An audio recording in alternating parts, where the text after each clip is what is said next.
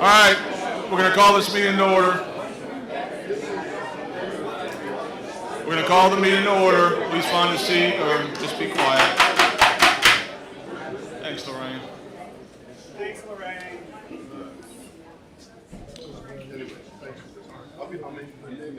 All right, this is a regular St. George City Council meeting, regular meeting agenda, April 28, 2026, 5 p.m., St. George Fire Department, 14100 Airline Highway.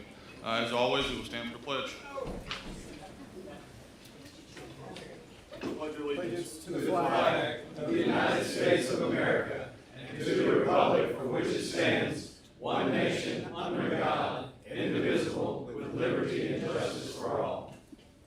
Councilman Evans, invocation, Please remain standing. We'll have our prayer.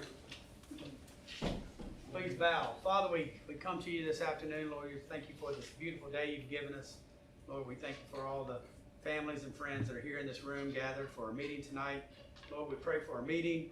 Lord, that all the questions that are asked, the answers that are given, Lord, will all, Lord, just be understandable. And Lord, that we would be guided, Lord, by you. Lord, we thank you for St. George. Lord, we thank you for our state. And Lord, we thank you for our country. Lord, be with our country right now, Lord, as we have our military men, Lord, overseas in Iran. Lord, keep them safe. Just keep them protected. Lord, we praise you. Lord, we love you. And everybody said, Amen. Amen.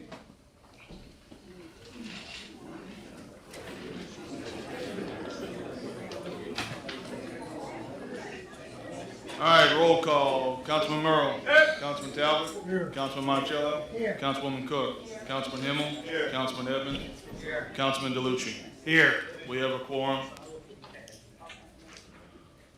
Approval of minutes of the April 14th, 2026 council meeting. All council members have received these minutes and reviewed them. Council? Motion to approve. Motion to approve by Merle, second by Himmel. Any opposition? Hearing none, minutes have been approved. Monthly financials, Brandon?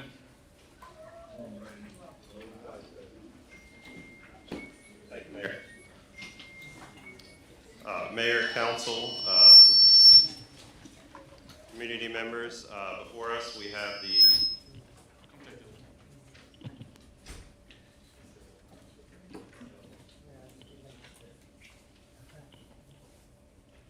Thank you, Mayor. All right, before us we have the monthly financials for March 2026. On page 2, we have a balance sheet showing total assets, liabilities, and fund balance for the month of, as of the month of March. On page 3 starts our statement of revenue, expenditure,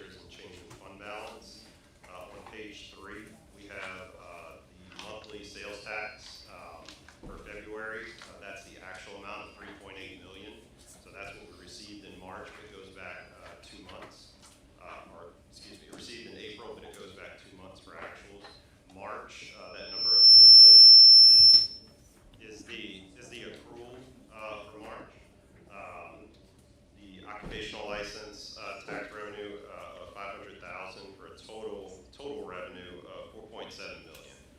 So we're still in really good shape to meet the state budget act. We're 9 months through the fiscal year. We're 75%, and we're at 71.6% in revenue total, actual to budget. So we're still within that 3.4% of that. If we flip over to page 7, total expenditures for March is $3.8 million for a total net change in fund balance for March of $800,000. And total for year to date, so that expenditure year to date to actual is 56.66%. So well within 75% throughout the year. If y'all have any questions, feel free. Thank you, Brandon. Wait, real quick, I thought you were gonna have a question. Are we operating at a surplus in the city of St. George? Yes, sir. We sure are. So the total for year to date surplus is $16.7 million. Thanks, sir. All right, presentation of Public Works by Landon Timms, our Public Works Director.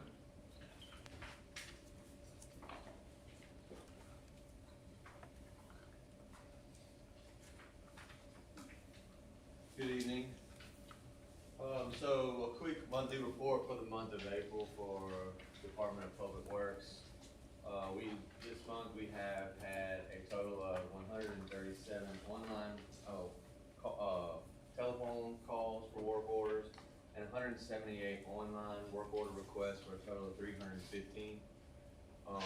So far in the month of April, we have only completed 141 work orders. That number is a little low. Our actual online and calls number is quite high, higher than normal. And we are a little down in our work orders completed, sorry. But you'll see why in just a second. We have a total of 101 investigations complete. We have 205 acres of herbicide spraying. We actually just completed our first round of our off-road herbicide spraying for our off-road drainage in the city. 37 point repairs, 38 potholes filled for 811 total square yards. We picked up 475 bags of trash, litter within the city of St. George. We removed 9 dead trees from the right-of-way. We had 1,595 linear feet of ditch clearing, 908 linear feet of off-road excavation.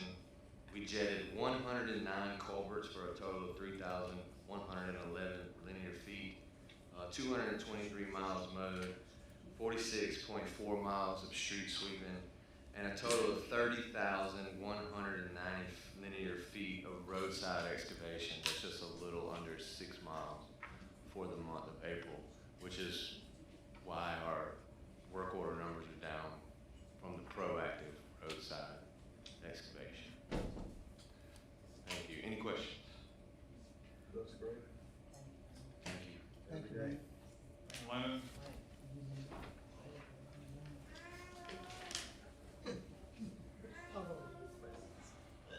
All right, we have a proclamation here today in the city of St. George. So this is proclamation 2026-02.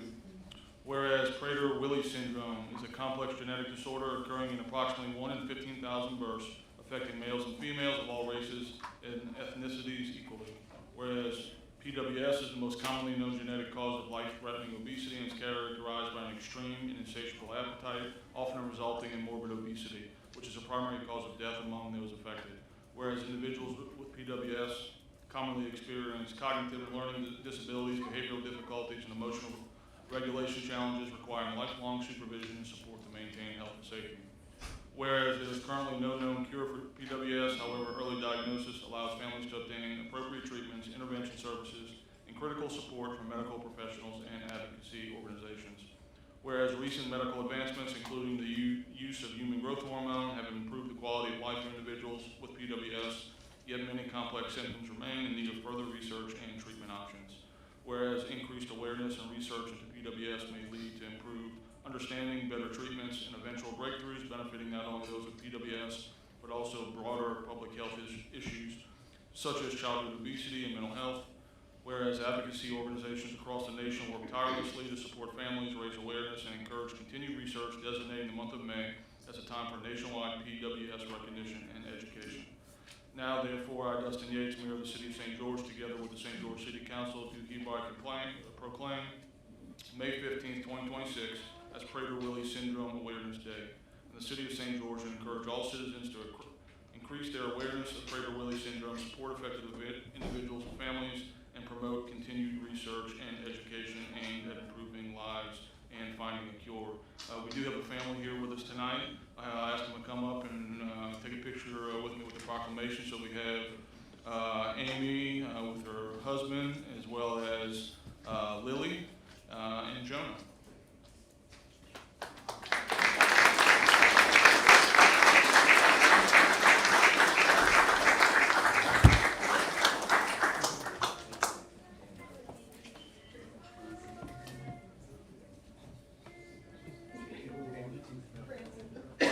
And this is Branson as well. I'm sorry, I don't want to leave Branson. I'm sorry.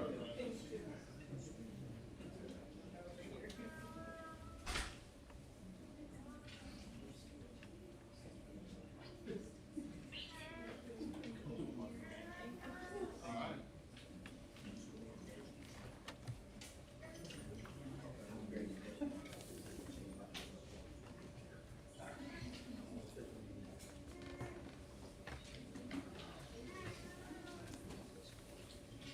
Thank you all so much for being here. And also I'd like to acknowledge my wife, because my wife is here today. Of all the city council meetings that we've had, this is the first one that she's actually been to.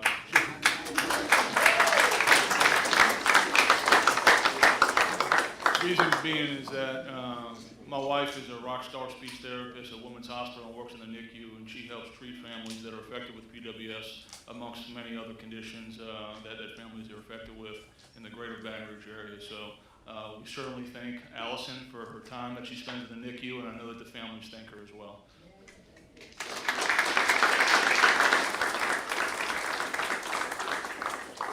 I got to get my brownie points in when I can. This might be a long meeting. All right. First off, I'd like to have the council make a motion to move some things around on the schedule. I know most people are here for item 2. Some of these other items will take far less time than item 2 to get through the comment and discussion period for it. So I would ask for item 2 to be moved in place of item 5. So move 5 in the place of 2. Mayor, I'd like to make a motion to move to last on the agenda tonight. Okay.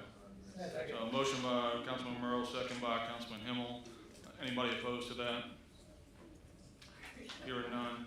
So now 2 is item 5, and item 5 is item 2. I'll be the first one to forget that. Okay, items for public hearing and action. Item number 1, ordinance to pledge the 2% sales and use tax collected within the Harveston Economic Development District to the Harveston Economic Development District and to provide for related matters. This item is in regard to sales tax collections, how the money is collected, and how the money is distributed amongst the Economic Development District as well as the City of St. George. We do have an amendment to read into that. Sherry? Yes. Council members, you have at your desk a revised copy of the ordinance, and you'll see that the underlined text or the stricken through text are the changes to the ordinance. Those are mostly technical changes, but you'll see on page 2 of 3, the technical changes were made because initially there was going to be a cooperative and a second amendment to the cooperative endeavor agreement. Originally, when it was presented, there was going to be a second amendment to the cooperative endeavor agreement with the city parish. However, the city parish requested that St. George have a separate cooperative endeavor agreement with the Harveston Economic Development District, which the city parish will not be a part of. So the changes made to the ordinance were technical to accommodate that. The ordinance, what it basically does is the city of St. George will be pledging the 2% sales tax to Harveston Economic Development District. Formerly, the parish had pledged their 2% sales tax, so it's going to replace it. There is an agreement in the back, a draft CEA, and you'll see from the cover it will become effective May 1st. One of the major changes that was negotiated was because the 2% sales tax is totally pledged to the district, the city would not receive any compensation for services in that area. And so on page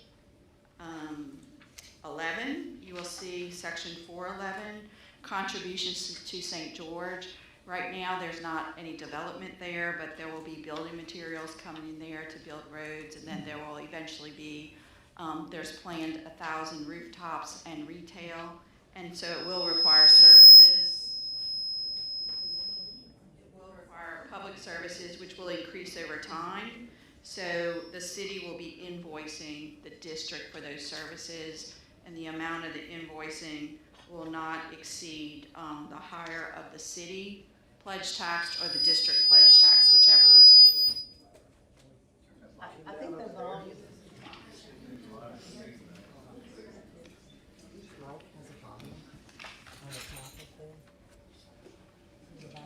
Very way up, they're all turned up. Very tough. Turn them down to, All those knobs. yeah, go to about midway. There you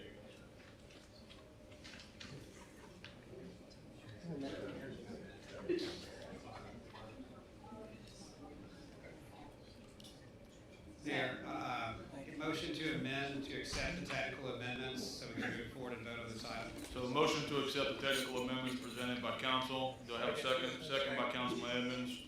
Any opposition to that? Here none. The amendments have been accepted into the ordinance. One other important thing is, in order, the district does get they get 2% sales tax from the state, and in order for them to continue to get the 2% sales tax from the state, they need a local match in equal amount. So the 2% gives them, it kind of leverages the money going into the district for development. Understood. This is a public item. If anybody from the public wishes to speak on it, now is your time.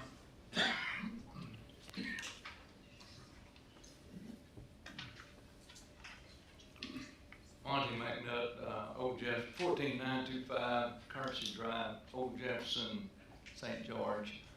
I just want to understand a little better. I understand, as I read the document, it's for perpetuity, it has no ending. Is that correct? No, that's not correct. I believe it was a 40-year pledge, and they're several years behind us at this point. But that was the terms of the agreement are pretty consistent with what the parish agreed to, because it was already in place and an ongoing district when the city was incorporated. However, the major change is that the city is going to be paid for the public services provided in that area. Which is very typical in our crime prevention district, pays government entities to give us money. Takes that effort to do so. Thank you for the clarification. Thank you, Mike. Anybody else would like to make public comment on this item? Seeing none, we'll close the public comment period at this time. Council? Motion to approve. Motion to approve by Edmonds, second by Cook. Any opposition to that? Hearing none, item is approved. All right, next item. Authorize Mayor Yates to approve a cooperative endeavor agreement with the St. George Fire Department. So this cooperative endeavor agreement essentially allows the arson investigation team, bureau rather, with the St. George Fire Department to utilize our administrative hearing court.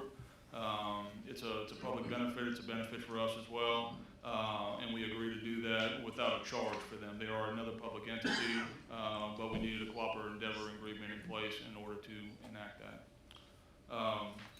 This is a public item. If anybody from the public would like to speak on this, now would be your time.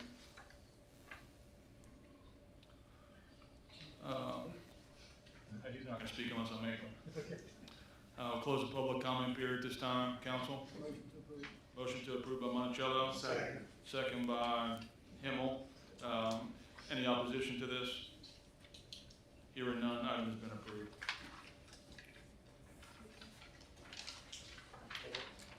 No, now we're on to item 3.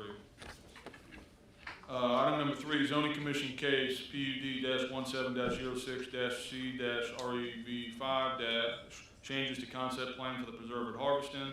This combined property is located on tracks V-1 through V-4, W-1, X-1, Y-1-A, Y-1-B, ZA-1, SS-4-A, SS-5-A of Longwood and Burkeville Plantation property in the Preserve at Harveston subdivision located in section 4450, 5153, T8S R1E GLD BR. The applicant requests changes to the approved concept plan with the PUD 17-06 Preserve at Harveston zoning district, including revisions to open space layouts, permitted land use, external access locations, and other related matters. Applicant Joseph Yarborough, CSRS LLC, on behalf of SLP LLC. I guess you want to make public comment? It's my first rodeo. Well, we'll open up the public comment period at this time on this item. If anybody would choose to speak, obviously you do. Now's your time. Name? Just name, yeah. All right, Sean Giroux with CSRS with the applicant on behalf of this concept plan revision. It's been a long journey on this revision. It's great working with the staff getting up to this point, and hopefully tonight, subject with everyone's comments and questions, that we can continue to move forward on this concept plan. And as we're all familiar with concept plan revisions, this is setting just overarching requirements for the documents. All future commercial developments, future subdivisions, future coffee shops, future anything that comes here will have to have their own individual final development plan process, which the commission body will have the opportunity to make sure that the requirements we have tonight on concept plan are continuing to be monitored and infrastructures and put in place as the right time before development's put in place. So, since we have looks like we have a long evening tonight, I'll close it there and leave it up for. Does anybody have any questions? Okay, thank you. Anybody else like to make public comment on this item? Seeing no one, close the public comment period at this time. There was a request by our staff to defer this for 2 weeks. Is anybody from staff here to talk on that for the deferral? I know that they're, Brian?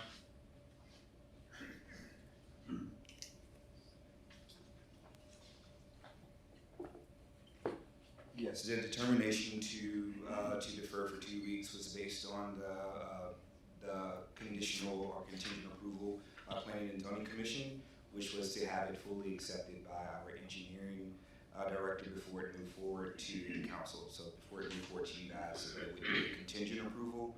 It would be fully approved and accepted, not with any contingencies. Where are we at with approvals The and most- reviews and all that? Yeah, the most recent update that we received with the traffic study is still currently being reviewed at the moment. Based upon the timeline, it should be reviewed and ready for us to add, or at least the full review should be done before the next meeting with updates to the staff report, of which we would know if it would be accepted or not. Motion to defer to the next meeting. Okay. There's a motion on the table to defer to the next meeting by Councilman Merle, second by Councilman Himmel. Just to be clear, we're not waiting on anything else, right? Everything has been submitted that has been requested. This is just a staff level review that has to take place, because when the Planning and Zoning Commission approved it previously, it was based off of full review and acceptance by city staff before going to the council, correct? Yes, sir. Okay, thank you. So I got a motion and a second to defer this item for 2 weeks, which would come back up on the somebody help me, May 12th meeting. Any opposition to that deferral for 2 weeks? Hearing none, item is deferred. 2 weeks. We'll be back May 12th.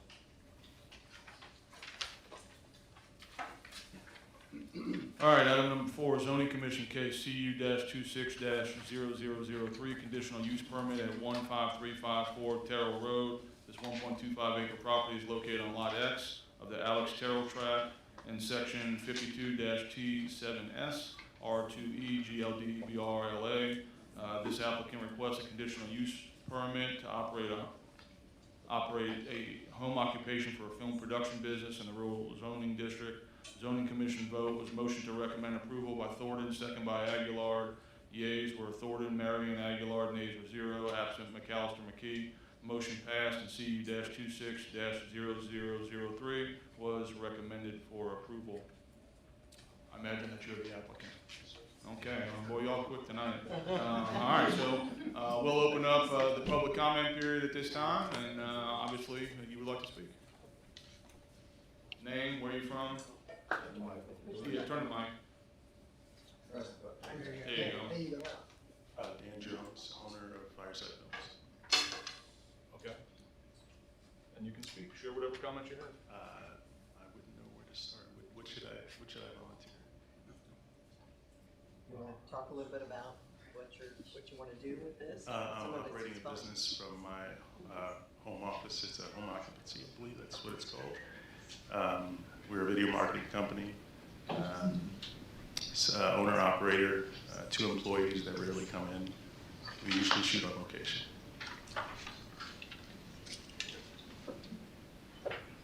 All right, Dan, thank you. Thank you. You can go. Yeah. I have a question. Oh, okay, you got a question, Dan, I'm sorry. Not so fast. Not so fast. Do you intend to bring any equipment to your house that you would use for filming purposes, like boom trucks or anything like that, or is this all going to be indoors? I do store the equipment at my house, but it's a much smaller operation than that. So when I think of a production company or something like that, the potential for neighbors is to have all the props, all the lighting, all the trucks parked outside as if that was the business. So could you kind of give a description of what you envision the future of this being? When you say on location, do you have a place to store this other than the house? Just kind of what are your ideas on that? So right now there are two areas I store my gear. One is it's a 30 by 25 pool house. That's where we store all the temperature sensitive equipment cameras, which I don't have that much of. And then lighting, what you call grip gear, that's stored in a container that's right in the garage. But in terms of trucks and vehicles, I don't have anything like that. So right now, this is your home, and you're requesting it to be a place where you can film. Where are you filming right now? Or are you doing that at home? How's it? So right now, pretty much all of my filming happens on location. On rare occasion, there are interviews at the house. This is really small scale stuff.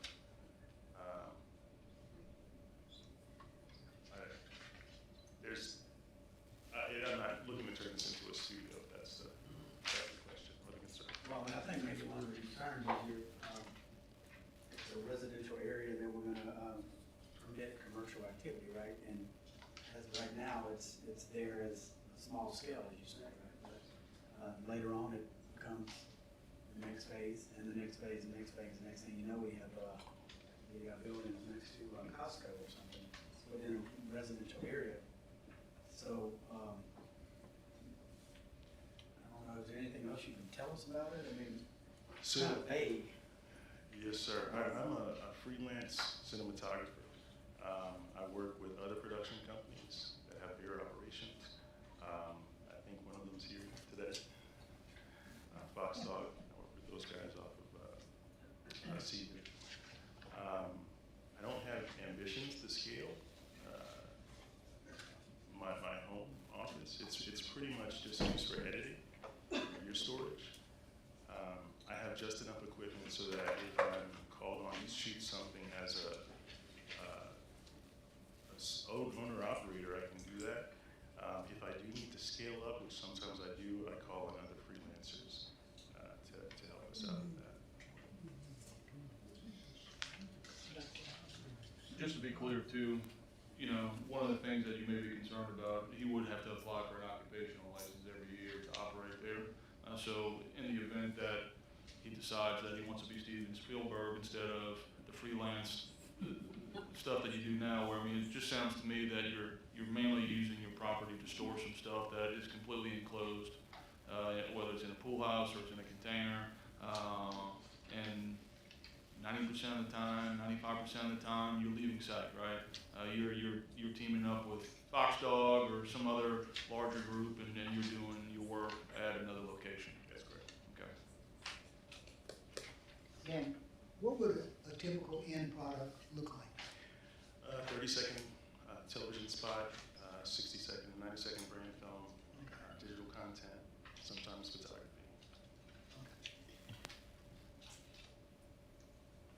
Motion to approve. Well, hold on, public comment period. So. Oh, finally, I'll ask you a question. Is this a business that's gonna have heavy traffic in and out of your residence? Thank you, Dan. Thank you. I think you can go now. Would anybody else like to make comment on this item? Just a quick comment. Monty McNutt, 1495 Crescent Drive, St. George. It sounds like, isn't a conditional use a yearly repetitive thing? If anything goes wrong, you could still deny the permit. Yeah, I think that was back to the conversation about the occupational license. Right, it's renewal. kind of like Would- that. Would take care of any issues that might arise Right, at that time. if it gets to be a problem, that's just my only comment out there. Thank you, Bonnie. Anybody else with public comment on this item? Seeing none, we'll close the public comment period. Council? Motion to approve. Approved by Merle, Second. seconded by Cook, I believe. Any opposition to this item? Hearing none, item has been approved. All right. Item 5, to amend Title VII Unified Development Code to establish new base zoning districts, update allowed uses and dimensional standards, and reorganize some sections, rezone all property in the city to the new base zoning districts, and to provide for related matters. The zoning commission vote was motion to recommend approval with the amendments provided by staff.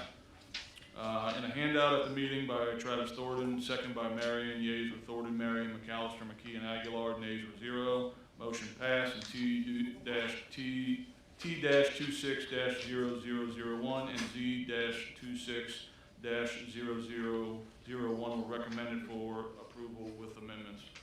We have our planning director, Brian, that's going to give a little overview presentation on this item.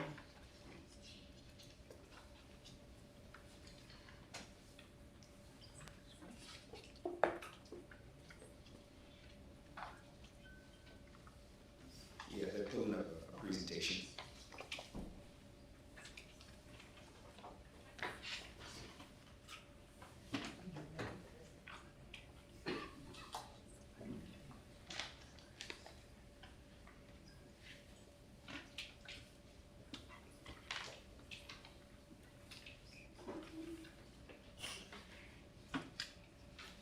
You sure you don't want to be the star of the show, Mayor? No, I can't see it.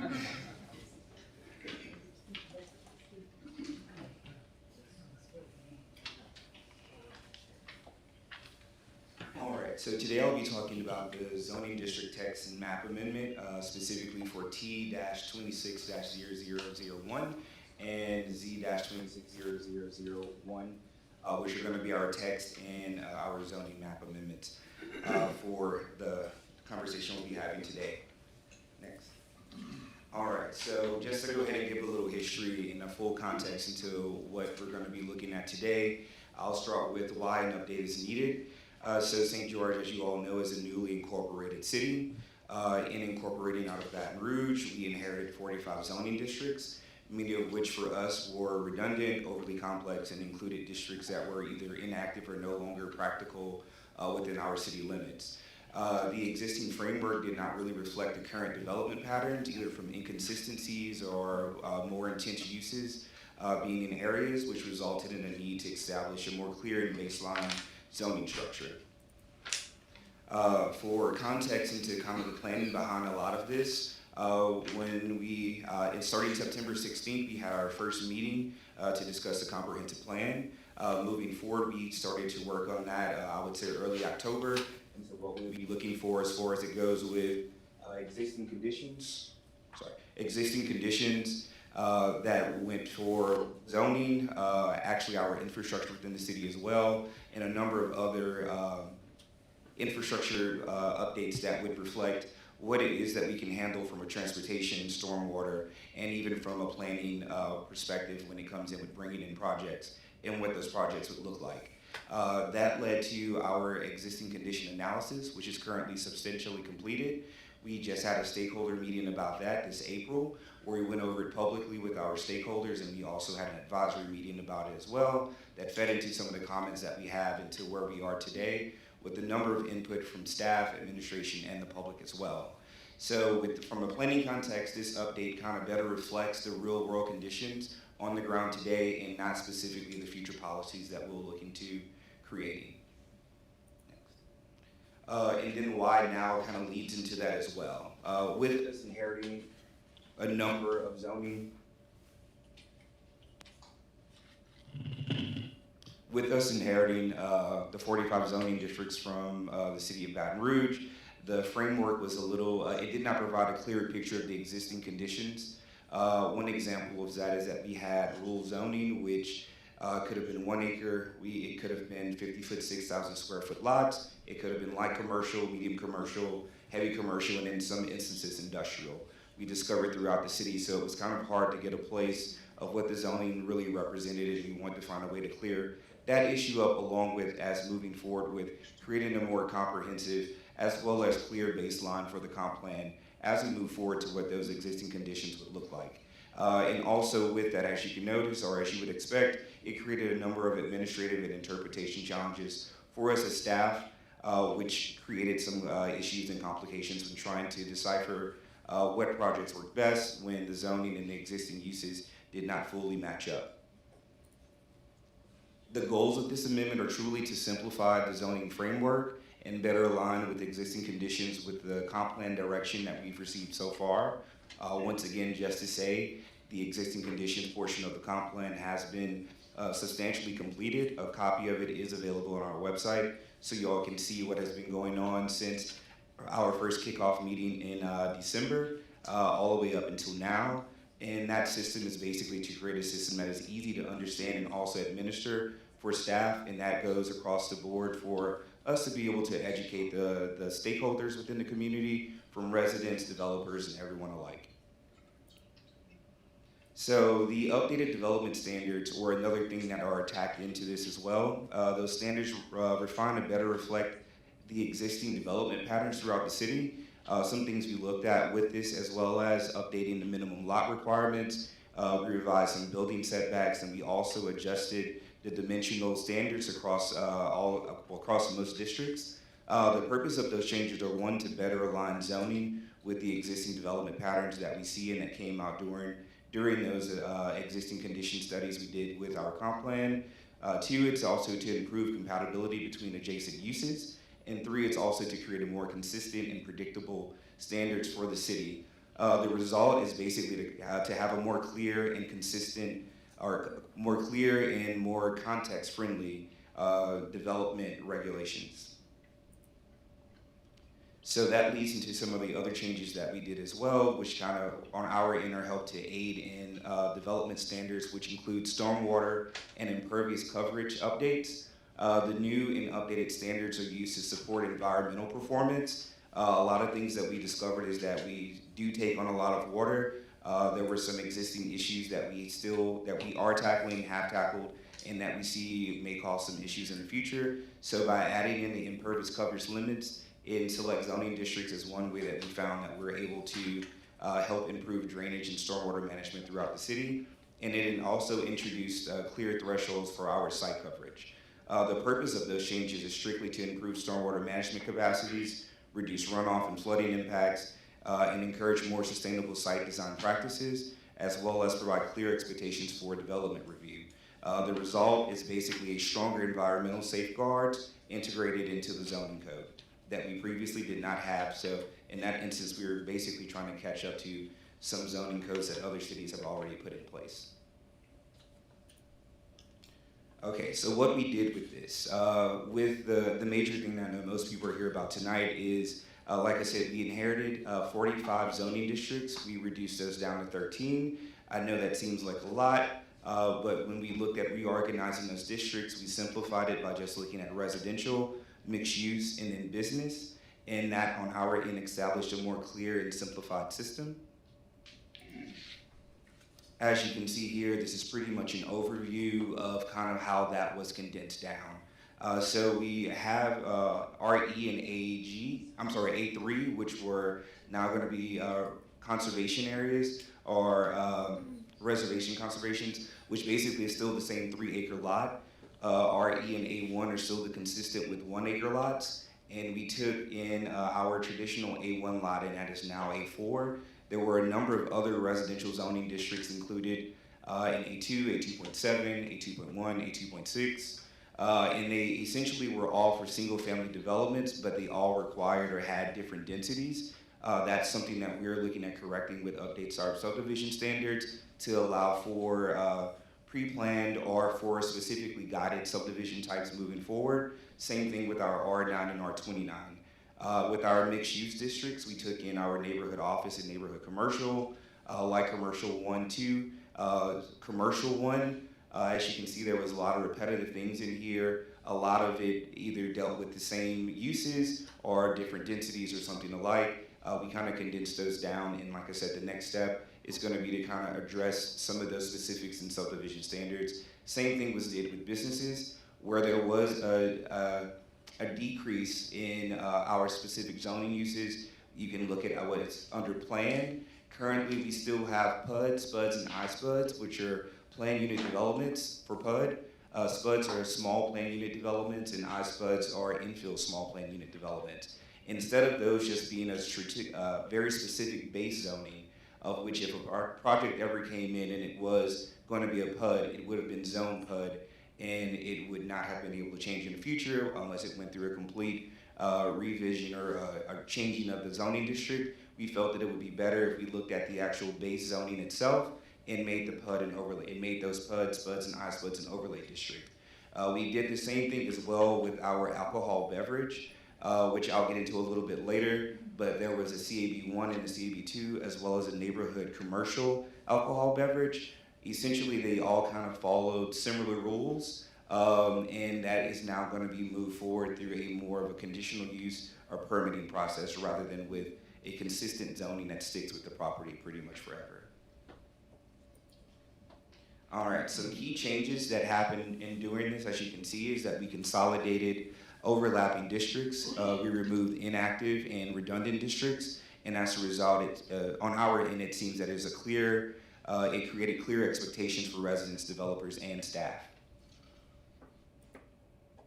As I just discussed with the planned developments, the PUD, SPUDs, and iSPUDs, previously it was coming in as a base zoning. Now it's just going to be an overlay district, of which we are looking at using the base district as a basis for those development standards in the future that would be allowed within those PUDs, encouraging walkability, a mixture of uses, and creating spaces that we think would be best for the city. That kind of leads more towards what we've been talking about in our comp plan meetings, specifically in creating places that are destinations that we see in our eyes for the city of St. George moving forward.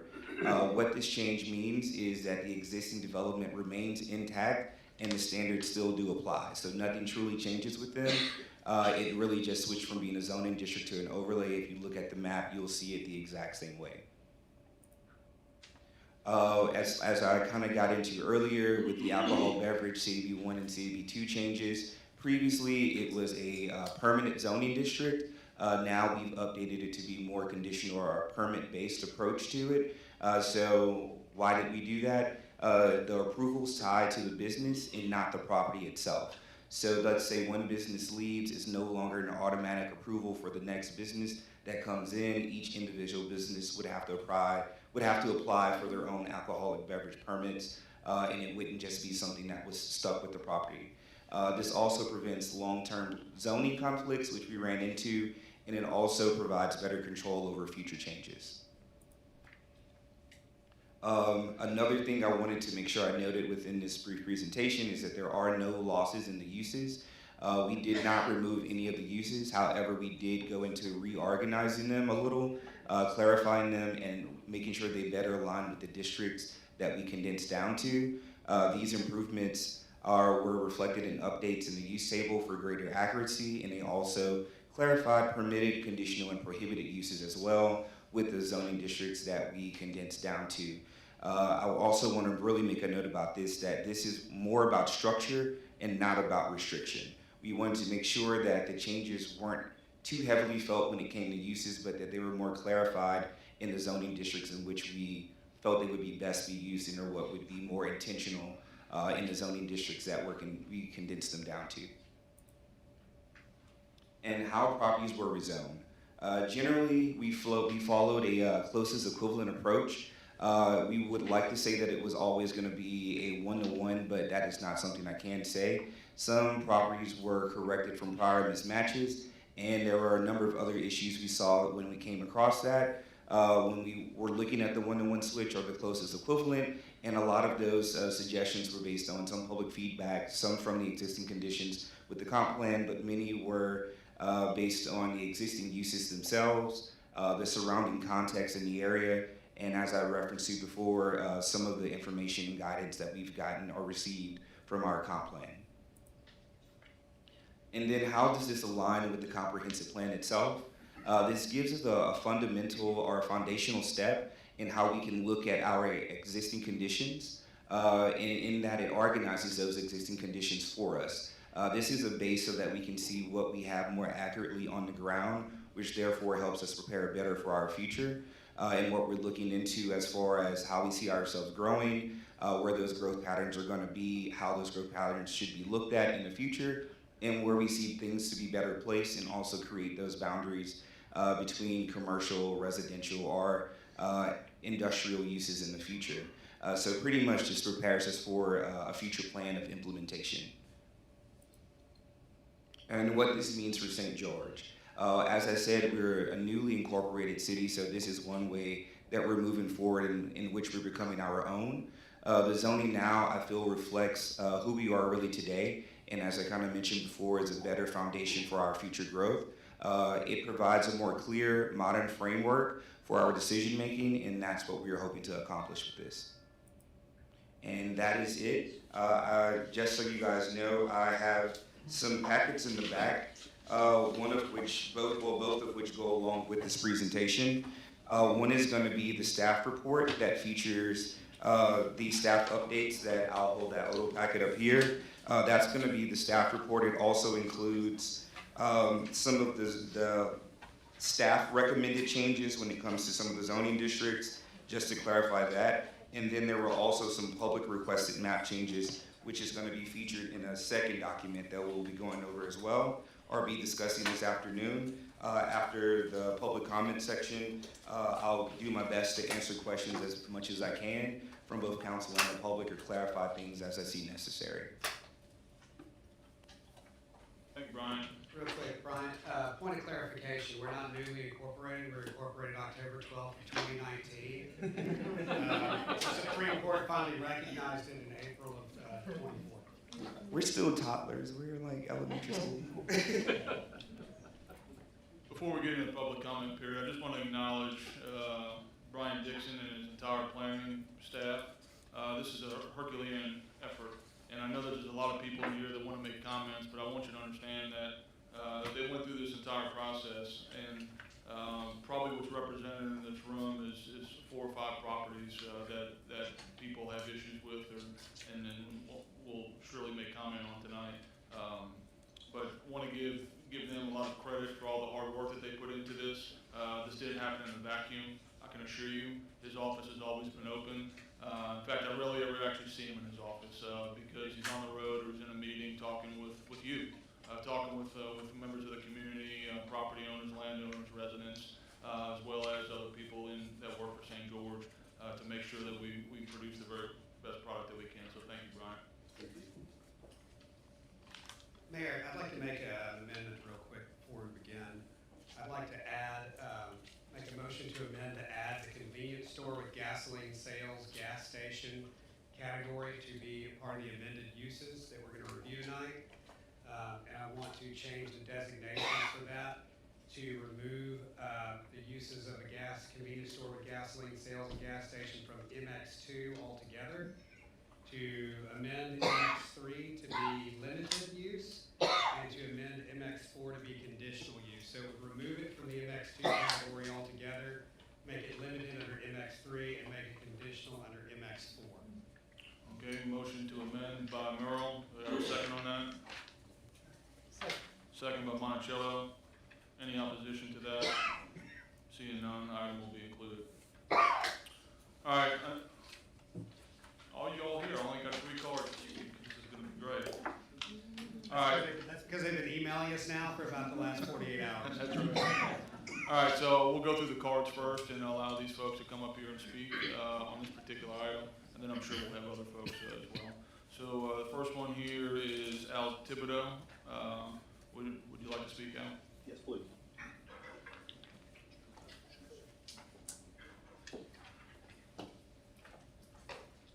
Thank you, Mr. Mayor, and thank you to Councilman for the opportunity to speak. Turn it on now. Stayed on. Thank you again for the opportunity to speak to you tonight.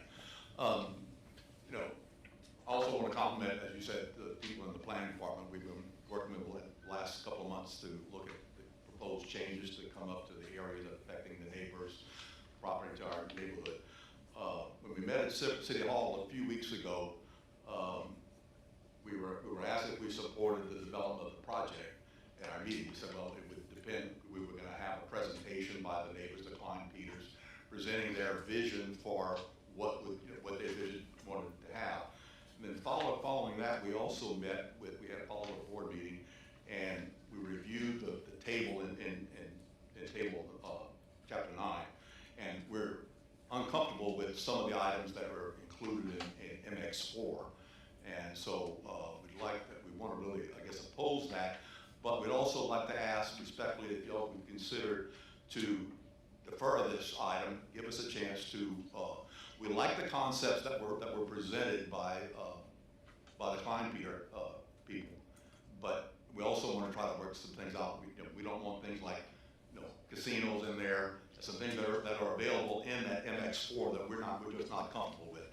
So right now we're opposed to the zoning change to MX4, but we would like, and the Klein Peter have been receptive to us working out an agreement, not just with Woodridge, but also with the city, so that in perpetuity it would be something for the city. So we have the Klein Peter sold property, we wouldn't have to, we want to have those same conditions stay in place moving forward. So respectfully request that we defer this item, it's a chance to be. Thank you very much. Thank you, Al. Mr. Dottie Torito.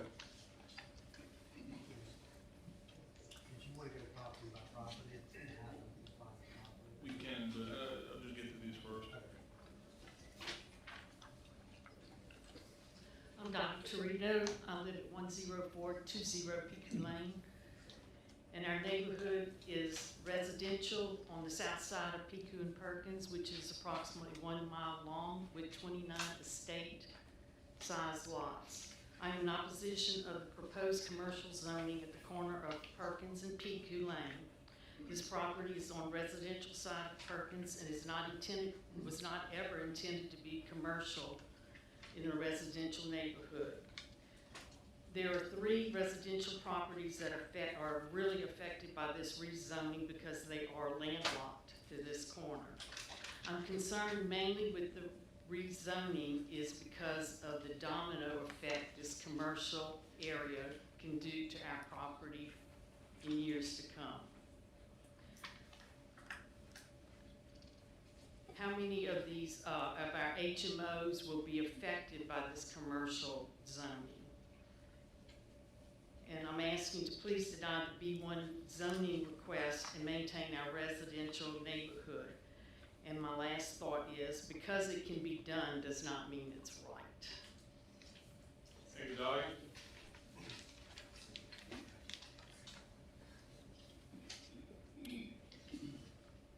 Right after Dottie, we'll have Joe Torito. Thank you, I appreciate it.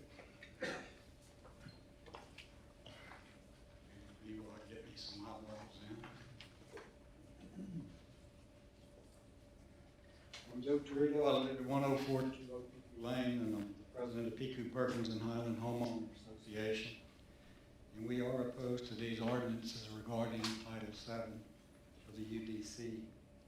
I emailed each of you concerns regarding these issues, so I'm not going to go into all the details and everything. But many of the changes made to the document can create confusion and misunderstanding for the public. It's just too much too fast. Deleting the current 47 zoning districts and consolidating and replacing them with the 15 or so that are being proposed creates districts made up of varying standards, dimensions from present zonings. It could be intrusive and incompatible with the original zoning designations of properties, especially those that could adversely affect nearby residential zonings. This can create confusion among the public as to the types of developments and businesses that will be constructed in their communities. Almost all commercial zoning district names, businesses that will be, almost all new commercial zoning district names give no indication of the kind of commercial activity within them and create misconception and mislead the public as to what is being allowed. Many of the original commercial and industrial zoning districts listed in the EBR plan make better sense and would serve our city better than those proposed in this case. The document further institutes mass rezoning of all properties in St. George, most without the knowledge of the general public or neighboring property owners. At the end of our neighborhood is a property located at the southeast corner of Perkin Road in Piku Lane. This lot has been zoned rural with a single-family residential home on it for decades and is bordered on the east, west, and south by rural residential properties. Yet this proposal would rezone it to B1 commercial without the usual notifications, meetings, or governmental process. We have strived to maintain rural residential zoning on the south side of Perkins Road and Piku Lane all the way to Highland Road for decades, and understanding that Piku Lane north of Perkins would be open for commercial zonings. We are strongly opposed to any commercial rezoning south of Perkins Road at Piku Lane. This action would change the character and integrity of our neighborhood and negatively affect the well-being of the residents and the quality of life hereby, encouraging additional commercial zoning among our residential lots. So I ask that you deny the rezoning of this property and save our residential neighborhood from the spread of commercial zoning. Both cases before you contain uncertainties and questionable situations for the public. So I respectfully ask that you deny these cases also to give us time to actually do this to where citizens have more input and understanding of the process and of the results. Thank you. Thank you, Joe. Leave most of the time at home. Mr. Steve Losby? Pronounce that right? Yes, Losby. Losby. I did not. Yeah. Sorry, Steve. Most do that, but it's Losby. I live on 417 Pecan Meadow Drive, St. George, which is just off of Highland Road, or Fair Oaks Estate. I've written you a number of notes. All of them are kind of depicted on page 15 of 51 of the handout. And the first one is 16,000 Highland Road. It's an undeveloped lot. It was proposed to be MX3. The staff report is showing now, I guess, possibly a change there, and we would support that to have it continue to be R1. It's a completely undeveloped lot. We're able to move to anything greater than that at this time would just not make sense. I think my next comment then is, as you look at Perkins, between Piku Lane and Highland, there's a number of properties there that are undeveloped. And they're being proposed to be MX1s, 2s, 3s, and 4s. And I guess my concern here is that we're taking property that is, within a kind of a commercial district, but they're completely undeveloped, and all of a sudden upgrading them to zonings which would allow commercial development without any kind of public input at all. Some of the staff changes here we support. There's two properties that we do not, and they're both across the street from Fair Oaks Estate subdivision. One's an undeveloped lot that is proposed to be MX4, so it's a completely treed lot with no comment at all. and now we're gonna make it MX4. And then adjacent to that one is a Donnie Jarrow property. It's an office building with a little bit of commercial activity on it, mostly a spa and some other things. It's currently zoned office, and it's being proposed to be MX4. Now, I doubt Donnie Jarrow proposed this for himself. I think it's just an oversight as people are looking at how we develop that Perkins Road aspect there. And I would suggest that those stay in current or as close to be. I mean, in the presentation, the idea was to maintain existing as best as possible. These are properties that have no plan to them at this point. To just, put them on to another zoning district which gives broad range uses, I just think needs to be studied. Thank you, Steve. So I would ask that they remain or as close as possible to their current zoning. Yes, sir.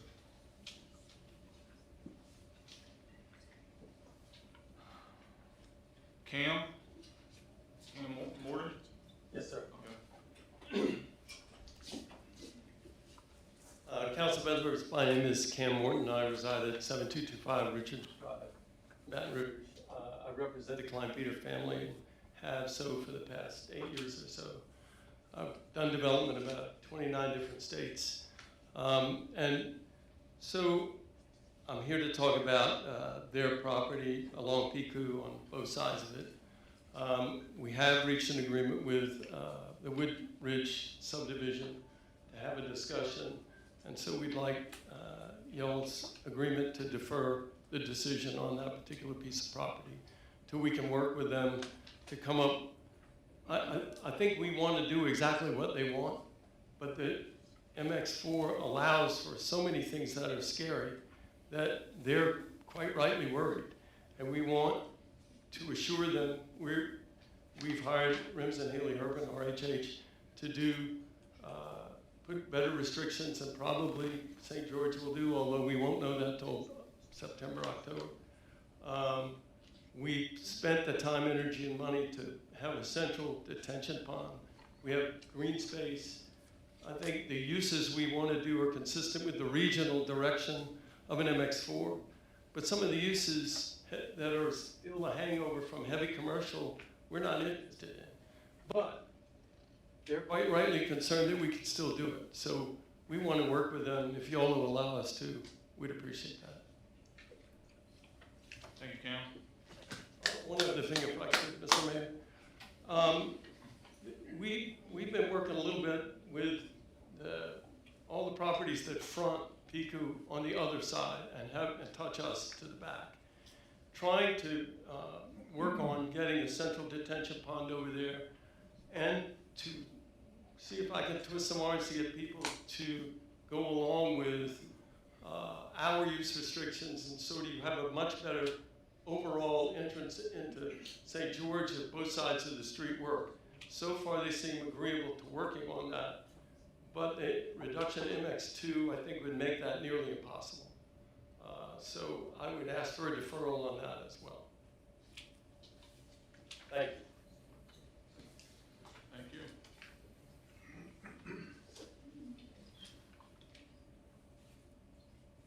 You want to go through the properties? I would. Okay. That way we can get them in order. Okay. Brian?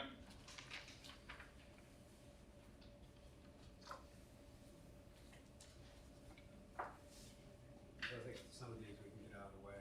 Okay. Quick. Just for clarity, Sherry, if we have a suggested amendment to this particular item here, can those be taken separately? Yes, they need to be taken. They need to be taken separately, okay. Well, if I judge my emails correctly, and I think that I did, I probably got more emails from the Klein Peter family than anybody else, maybe in the history of the city of St. George. If we could maybe look at that one first and see what we want to do with that particular item. So, Brian, why don't you kind of run down the Klein Peter? We're just going to call it the Klein Peter track. I know there's an official name for it, but Let's get the page number for it.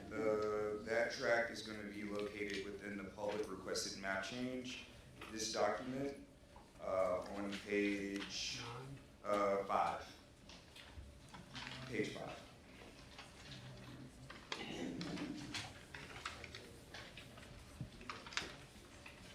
Just a little history into kind of how we got here. As I noted, some of them were based off of surrounding properties for context.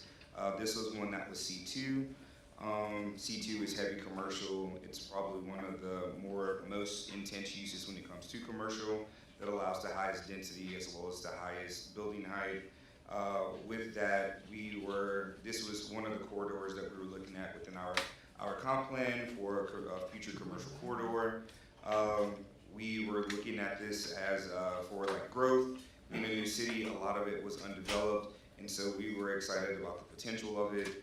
With it being C2 and most of it being mostly undeveloped, we were really just, for the lack of better words, afraid of the unknown of what could go there and everything that was allowed within within C2, which be now MX4. So it was a suggestion within that plan to kind of downzone it until we were able to put in an overlay district within that area or along that road to kind of better overlay or see what we saw the vision for it being in the future. And so that was where the suggestion came from to downzone it from MX4 from MX4 to MX3. Since then, we have had a meeting with the Klein Peters, and we have also had a meeting with the subdivision behind them, as well as with a number of other residents. So I would say altogether, we probably had a total of like 4 to 5 meetings about this specific property together, as well as a number of emails for those requests over the past week or so. So right now, what's before you is essentially, initially, the property was zoned C2 for the most part. Some portions of it on the west side of the property, or west side of Piku, were C1 in rural. For C1 is like commercial, rural would be residential, or if you look at the other different zoning types, it could have been used for flex zoning, probably be the best instance. We recommended that all of it be, our recommendation was all of it be rezoned to MX3. The request has come in from the Klein Peters for MX4, which would be a direct one-for-one match. So I'll bring you back up there in a second. So just want to get your opinion on this publicly on the record. Is there a solution here between the Klein Peter tract, some of the discussions that they're having with Woodridge, some of the other discussions that they're having with Piku? So just so everybody understands that, and I sat in the presentation as well, they came and presented us a concept. They are not the developers, they are the landowners. They're going to in turn sell this to developers that will develop it. Our issue was the same issue that Mr. Thibodeau had at Woodridge. There are some uses within MX4 that can be a little scary for neighborhoods that are existing in that particular area. What they proposed in the concept, I think everybody that was there for it, including myself, including Mr. Thibodeau, we said, yeah, this looks great. We would strongly support it. If we could pencil it in today and say this is going to go here, this is going to go there, this is going to go there, that would be great. So that's why we ended up with the staff recommendation to do MX3 instead of MX4 to have a little bit more control over it. What I'm asking you today is there a path forward over the next 2 weeks if we took this item and said we're going to defer it for 2 weeks and then we'll come back and Al's got to be happy, we got to be happy, everybody, at least get the majority of what they want. The reality is we never get everything we want, including us. So I'm asking you professionally, is that a path? There are some ways that we can go about if there is a meeting that we can set up between all parties just to have a discussion and then potentially setting up maybe I'm sorry, I'm at a loss for words right now. One thing that we can do is look at a potential for a PUD or putting restrictions in on the property. So that would, as what I see right now, are the 2 things that we could do. A PUD would basically be a planned unit development that would overlay the entire property as a whole, and it would define the uses that would be allowed there with their maxes and mins. If we look at putting restrictions, or if they discuss putting restrictions on the property as to what could or could not be there in the future, that may give some more security to us as a city as well as with the neighborhood. If I'm not mistaken, from the meeting that we had, they were looking at putting in some restrictions on the property itself, or deed restrictions on the property itself, so that could be a part of the open discussion that we could have all together collectively as a group. If the PUD option is not, if the PUD option is a no-go, looking at proposed deed restrictions would be the next option. Okay. Brian, is the project that they presented us to in that presentation, is that project, can they accomplish that under MX3? For the most part, yes. The only thing that would deter them from the MX3, or the only limits that would be different from MX3 to MX4 would be height and intensity as far as density goes. So they wouldn't be able to go as high, and they would not be able to have as many units or as much development if they did MX3, just because of the 1, 2, 3, 4. As you go up, you get more flexibility and you get the ability to have more intensity with that. So height and density is a part of that conversation. So let me ask you, that being the case, are those things solvable through what you just proposed? So either through deed restrictions or through a PUD? Yes, those things are solvable. All right, thank you, Brian. It's okay, yeah, you come on now. Brian, don't go far. Thank you for letting me speak again. Is it possible to have like an agreement? You know, one of the things we're concerned about is the height of the buildings. Like, I mean, you know, with MX4, you can go up to 70 feet high. That's not a residential neighborhood. That's fine. That's fine. Now, I don't think they want to do that. You know, so that's what we're trying to get. Can we get some kind of agreement to the point maybe between the, like I said earlier, between the city and them, so that if they sell the property, it's still an agreement with the city that these are the restrictions that you can have in that area. I guess that's Yeah, I think what Brian just described is, yes, it is possible through the avenue. But is it a PUD or is it just like a contractual deed? Well, I think through the city, the avenue is a PUD, through the homeowners association and the property owners, it would be solved through deed restrictions. Okay, thank you, sir. Cam? Thank you, Mr. Mayor. The issue, I think, for the climate meters is that density makes this the regional piece it should be. You're going to have a $75 million VA regional clinic on that site. $75 million. That's the anchor. You have the opportunity to look at this along with them, and I want to work with them. That's not the issue. But I think the density matters because one of the goals of the city, at least we're told when planning, is economic development. The other is having uses underneath residential. That doesn't happen at 45 feet. Nor does high-end, good socioeconomic demographics happen for multifamily. What happens is you got to go down to 3 stories. They don't have as many amenities. They can't charge as much rent. You don't get the same clientele. And those, if you look at the places that everybody likes around here, Perkins Row,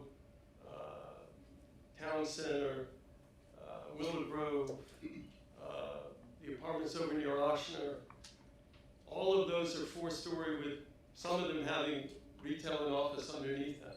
They're roughly 55, 56 feet. So it's not that much higher. It's 10 feet higher, but I guess that's allowed. But the difference in the floor area ratio, the density, the FAR, and an MX3 is 2.5. MX4 is 4. The difference when you're doing a very nice residential complex or when you're doing the best flags for hotels which generate the best sales tax they're all right at 50 to 55 feet. If that height isn't allowed at a certain distance from the neighborhood, which we can agree on, I think, but if that's not allowed, those uses won't show up. We'll wind up with a second-class space with a $75 million VA building. It really, I see it as a shame.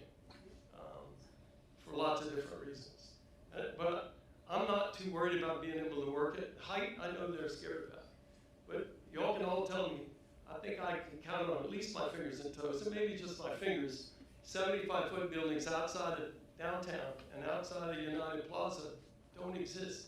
And they don't exist in any of those aspirational kinds of projects. And the only point I'd make is the aspirational cities that you'll have. Madison, Ohio, Franklin, Tennessee, the Woodlands, we want to be as good or better than they are in the restrictions that we put in. But most importantly, none of them would allow this to get away without density, because it's too much of an economic driver and it's too much of a front door to St. George. And the Klein Peters have been committed to this, doing it the right way for 8 years. Not just trying to get the top dollar out of whoever would pay for it, but to get the right use and the right developer. So I think you've got the right partners, they have the right partners to try to figure this out. Just give us a little bit of time. I would question, Mr. Mayor, if we could do it in 2 weeks, just because one of the things they want is we started the process of doing these restrictions and covenants and design guidelines as soon as we knew the VA had to close. We couldn't do it before that because we weren't guaranteed having a master plan, because nobody could. We needed somebody to manage it into perpetuity. The VA is going to manage it into perpetuity. So we started as soon as we knew that. That process takes a little while longer. I probably can push them along, but not within 2 weeks, I don't think. And I'm not even sure we can all get together in 2 weeks. That's a pretty, I mean, you're talking about a lot of 50 people on the Klein Peters side, and I don't know how many residents. It's got to be more than 50. Well, you can see they're fired up to do it the right way. That's all I can tell you. I mean, they're very much interested in it. I'm sure, I'd like for them all to stand up so you know who they are. Thank you, Mr. Chairman. I told you it's more than 50. I got a quick question, a couple of questions. Why would a PUD or an overlay not be appropriate for this project? Part of it is, as Brian pointed out, we're not, and as Al pointed out, we're just the seller. We're not the developer. The PUD, I think the better way to settle this is an agreement with the city in which the Woodridge and the other residents around there are agreeable to, that basically disallows us from doing casinos and heavy industrial and convention centers and all the stuff that is still in MX4 that is a hang-up. Hold up on convention centers, you're good there. But I mean, I think certain things fit in mixed use.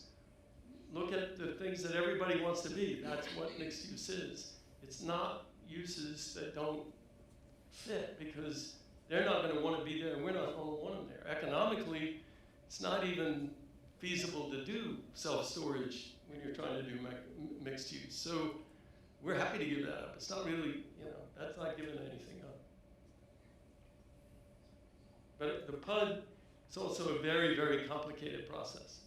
And then you're selling a use like a hotel to somebody in PUD is a lot more complicated and complex.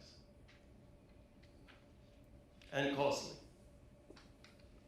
So I was in the meeting as well, and I love the conceptual drawing. I wish we could stamp it and say, this is what we're gonna do. I think everybody would be for it. I think it'd be great. Revenue generator for St. George and the whole bit, but you just said it. You're just the seller. You're not the developer. So you gotta see our concern and say, oh, absolutely. You're gonna be just the seller. So we've sold one lot, that's the hospital. And then we have, let's just name lots of 1 through 10, so you sold one. All of a sudden, we get to an MX4 zoning at lot 8, and just right around the corner, there's nothing against the John Deere dealership. I think it's great. I love it. We went to the ribbon cutting, but they're sitting on lot 8 or lot 7. That's the buyer, because that's who's written the contract. And it's a great number for you guys, because you're just the sellers. And then you sell it because, why? It's a use by right, because we have it zoned with an MX4 number. And so that's the real concern, that if we do that conceptual plan, it's a different story that we're talking about. So I know you don't wanna do the PUD, and it doesn't look like we're gonna do the PUD, but the PUD's really the way to go to ensure to the Woodridge people and then to the city, this is what we're doing. Not, we're telling you what we're gonna do in 5 years from now, we can't sell anything, and here comes industrial place number 2 on our thoroughfare that really can make or break our city. I totally agree with the Klein Peter family saying we're going to do the right thing, and I'm 100%, I believe it, I really do.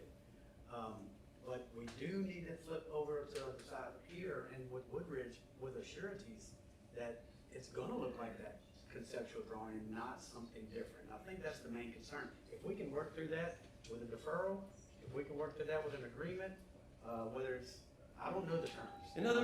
Let's do it. And I think everybody would be happy. In other places in other states, I've taken the zoning. I was the developer, so it's slightly different. I've taken the zoning and made an agreement with the governing body to say it will never have X.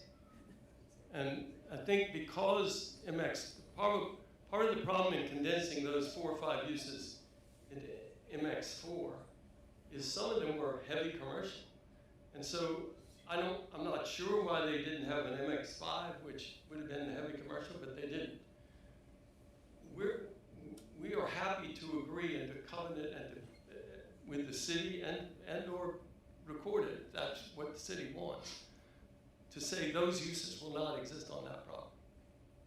Now, can I exactly tell you the plan is going to look like that? If I had that good a crystal ball, Richie, I think I probably wouldn't be working for a living. But I can tell you what I'm not going to do. I can tell you what I want to do, and it may take us a little longer to get to that. But I can't tell you. But I can tell you what we're not going to do. So the next thing, just as we're thinking and talking, we deferred this, not for 2 weeks, not for 1 month, 3 months, 6 months, because it's going to take some time for everybody to get together. Right now, it's zoned a certain way. Zoned a certain way. Tomorrow, someone comes with a contract with a number you can't refuse, and it's I make something up, but it's something we don't want. No one wants, and but you got to take it because I mean it's some serious dollars. And you're selling lots, you're not developing it. So as we defer longer, it still keeps the door open for things that could change this entire project. Well, I get that, but if I might, if somebody buys it knowing all this is going on and pays me cash for it, I want to meet that guy because I got a couple of bridges I'd like to sell him. I mean, there's some things. But it's on a certain way. Yeah, but you're in the process of we own it, and you're in the process of downzoning it right now. If I'm the buyer, why would I think that you wouldn't downzone? I mean, I don't. Because he bought it with the zoning that it currently is. I don't think We've owned it for 30 years with the zoning that it currently is, and you're changing it or asking to change it. I don't see why that changes. If for some reason we can't reach an agreement, you're going to zone it. They're going to tell you, I don't think this is going on like Iran. I think this is either we come to an agreement in a month or so. Well, I mean, I agree. I totally agree. I totally agree. I'm not trying to argue, but I see your point. And there's already. we're here to try to work. I think what the Klein Peters here to do is help make St. George a better place by doing what they said they were going to do and doing it in a way that you can legally count on them to do it. If that helps. I have a question. Is the reluctance to zone down to an MX3, is that because of the height? Is that all that you want out of the MX4 is the height? No, density is important because if you take a look at the luxury apartment buildings in the four places around town that everybody loves, right? They're much more dense. As an example, the Ruzan apartment building, which is probably one of the finest in the city at this point, is 277 units on what the developer couldn't remember was 4.5 or 5, but if you just use 5, and that's 60 units an acre. That's more dense than we're talking about here, more dense than MX4 allows. But that allows them to put in all kinds of other uses and do a lot of other things and provide a luxury environment for people. if you dumb the density down to 29 units an acre, both people who've been looking at doing residential there say they're not gonna bother because they do luxury and they're not gonna do student housing down there, apartments. Can I ask Sherry a question real quick, a couple of points of clarification? Sherry, if we were to zone this property however it works out tonight, would that preclude any future buyer from applying to rezone the property later? No. Okay, and second, is there any way for a city to enforce deed restrictions? The city does not enforce deed restrictions. Okay, I just wanna make sure. But still would appreciate the deferral so we can work on a basis that's not one way or the other. On the purchase, I don't see how anybody would purchase it knowing what's going on here. They would purchase it, if they were to purchase, they'd purchase it thinking it's MX3. So you don't ever find, you being a developer, you never find anyone having a downzoned property to try to rezone it with a city, say we mentioned Woodlands, Madison. Well, it's been- Does that ever happen? Well, whether it's been downzoned, if it was downzoned, Well, it's chances downzoned- are nobody would even try. And the So reason, it's downzoned to MX3. Right. And, but a hotel that wants to go up to 75, he doesn't even approach you and say, I'm gonna try to I'm gonna put it under contract, put it, letter of intent, I'm gonna go try to get this thing rezoned, take the planning zone and try to bump it up to MX4, see what they think. they could try, but the discount and the time and the money that somebody has to do to go through a rezoning process on a parcel. So with you developing in Baton Rouge, a lot of things were rural forever. And people were buying property up and then having to rezone them to turn them into what we see today. I mean, whether it's a gas station or a McDonald's or whatever, I'm sure some of that property was probably rural. So how does that Well, happen? people, I think I think the difference here is that you, the council, and the planning commission and the staff will have all made a decision, this is what it is. Going against City Hall in that particular effort would be so time consuming and so costly if I were the developer, I'd be putting a 20% chance on it, maybe. And if you were to approve it, you probably want so much on my hide that I can't afford to do what I just did. The difference is the rural was rural, hoping to be something else. City councils and planning and zoning and planning staff were looking for ways to grow a municipality to collect more taxes. Sometimes they're looking to grow a municipality with better ratables, so they don't have to worry about schools and other stuff. And sometimes it's with, the same ratables. But if you've just made a decision that you didn't want something, I don't even know who would take that up. Because it's too costly, too time consuming. I'll just take my money and go elsewhere. So what are some of the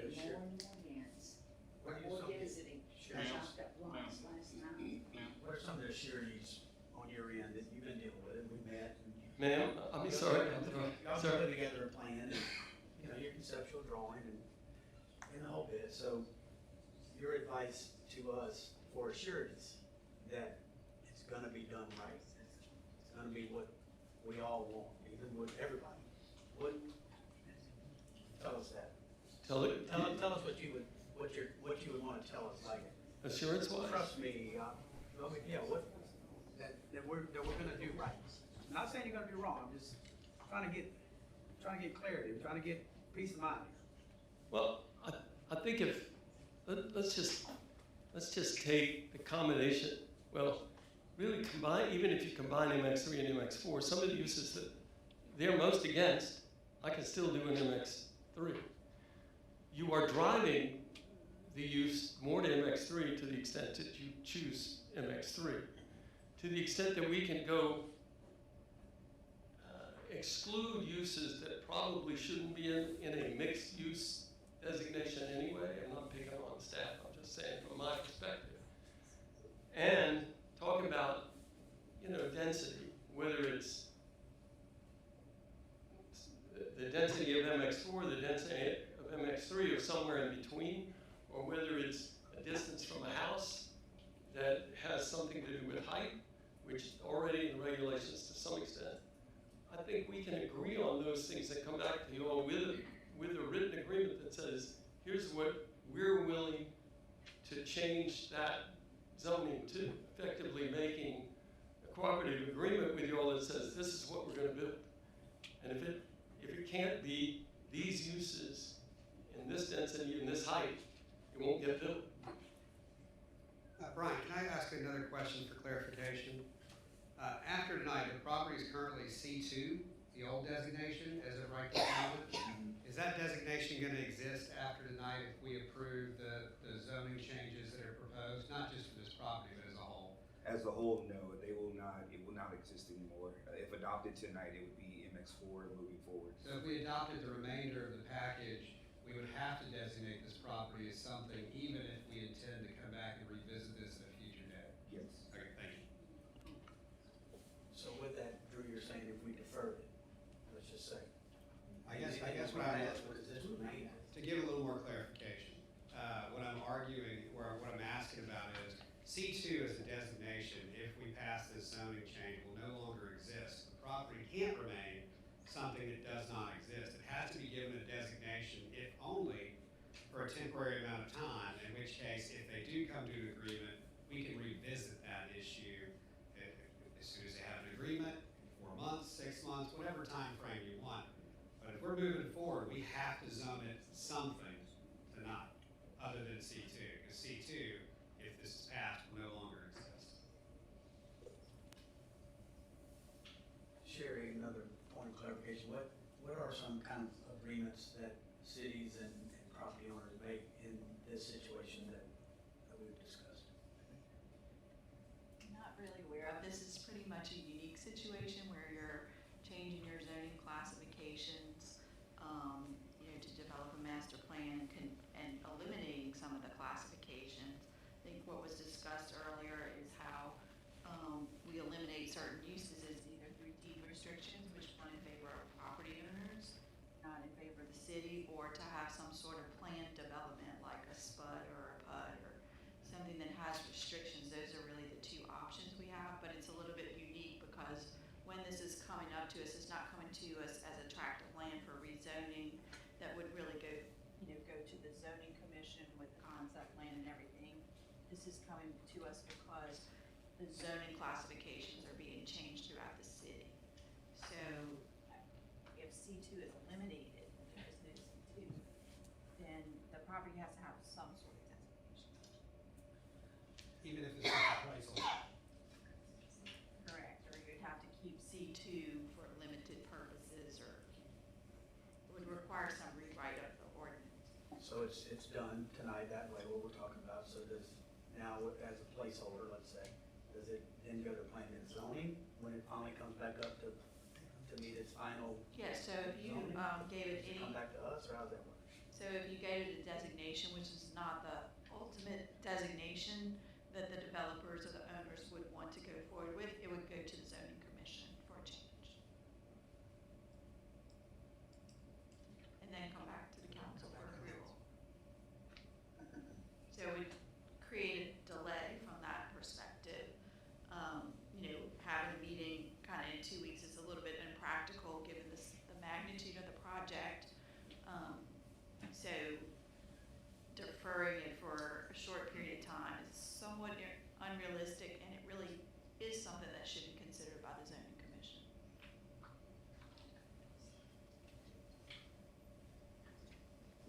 So is there a way for it to be designated MX4 but not a building permit issued other than the VA? Until we resolve, like a deferral, or can it stay C2 or no? ask you this. If the residents agree to MX3, what about rezoning it to MX3 and deferring it to discuss the MX4? Well, as a side note, I'm not sure the residents agree with MX3. I think the only people that agree to MX4 is the Kleinpeter family. So if you're asking for MX4 and this has to be rezoned, I personally don't think that the general public who has been emailing us want to sit on MX4 for 2 weeks or 2 months. So we're kind of limited to our choices here. Here's the other thing, I'll bring this up, is that there are 1,000+ homes behind this piece of property. And so what we have to consider as a council is not only assisting y'all in developing the crown jewel of St. George, but protecting the people that go in and out of that development over there. And I heard you say that an MX3 was doable. I'm trying to figure out what are we like, why would we consider the MX4 if we're gonna have to battle something coming down the road that neither St. George nor the residents that live there want? It's doable, but I think you'll wind up with something you're not very proud of, and what the Kleinpeters wouldn't be very proud of. Just because. But you are not guaranteeing us what's going to be developed on that property. No, I'm trying to guarantee you that. That's what I think Brian said and what your attorney said is there are ways I can guarantee you that way. I'm against the PUD, but if that's the absolute only way to do it, then that's what we would do. But I think to suggest that the neighborhood is in favor of MX3, they are not. 3 or 4 of the uses in MX3 are what they definitely don't want. So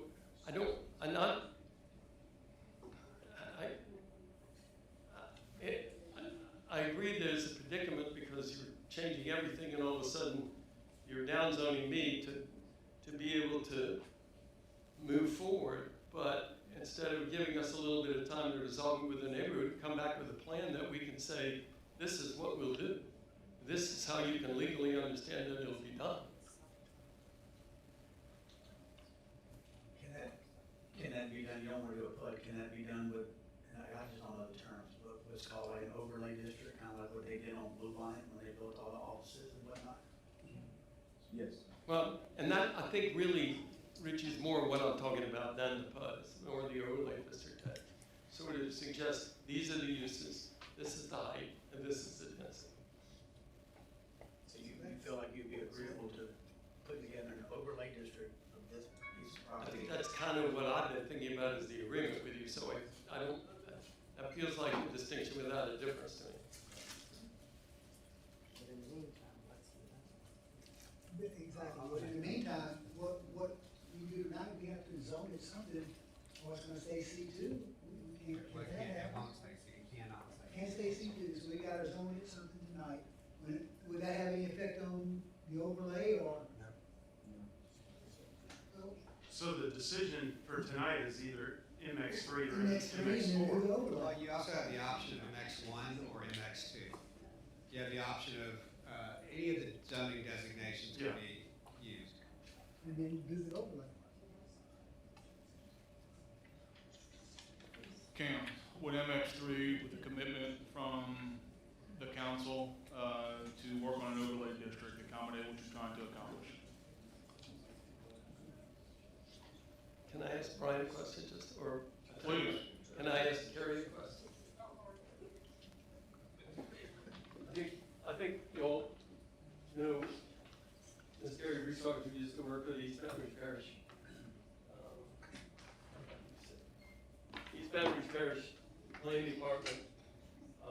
And so I guess what they're asking, Kerry, is with their commitment to work with us, and Woodbridge's commitment to work with us, is if they pass it as MX3, they'll work with us, depending on what Rich has to say, put an overlay district rather than a PUD. So, I guess my question is gonna be for Bryant, because y'all are changing the way you're doing PUDs and basically turning them into an overlay district. So there's not gonna be a distinction between an overlay district and a PUD.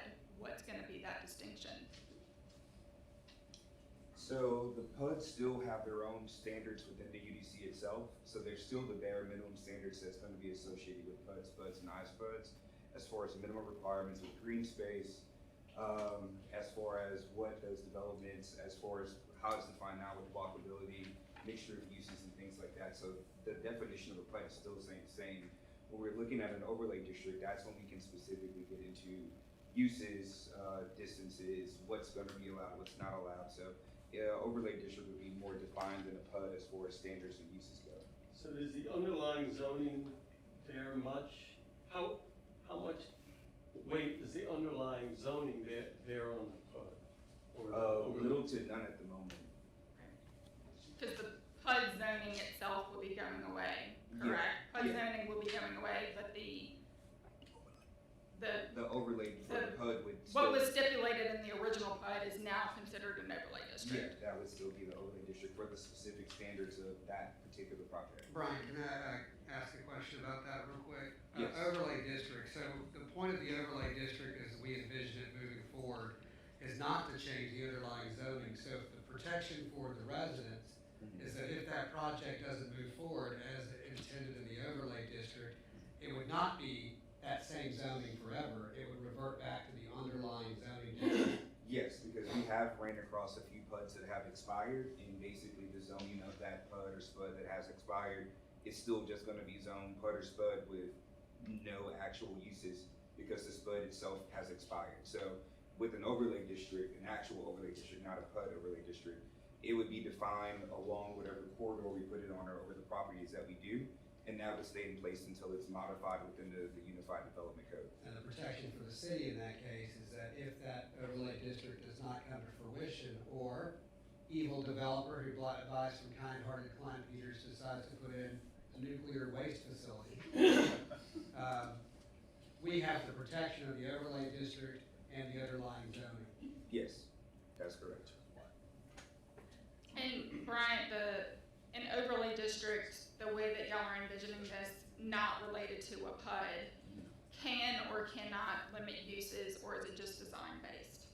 It's going to be design-based and also some uses depending on specifics as far as what that corridor looks like, and we would hold public meetings to kind of discuss what's being envisioned by everyone, by basically all stakeholders. But through the overlay district, we could eliminate uses that we knew we were comfortable with eliminating within the property, within Yes. the PED property. Yes. And also, take it a step further, it's not just eliminate, it could be approve things that otherwise might not be permissible Yes. under hypothetically MX3, correct? Yes, that is true. Okay.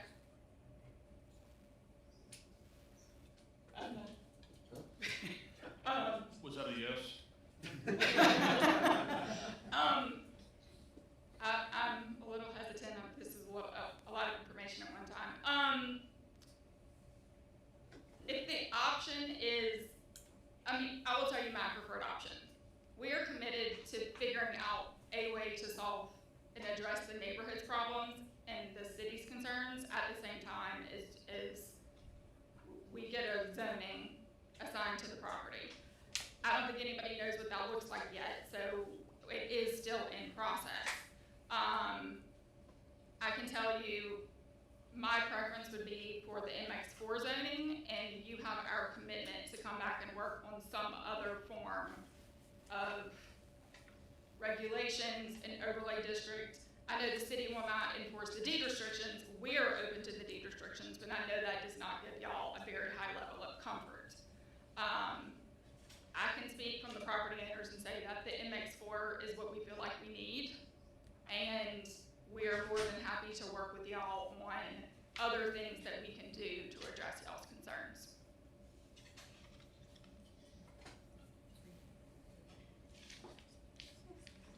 Thank you. Y'all have a proposed comment? You haven't gone on this one yet, so you're good. Okay. Monty McNutt, 14925 Currency Drive, St. George.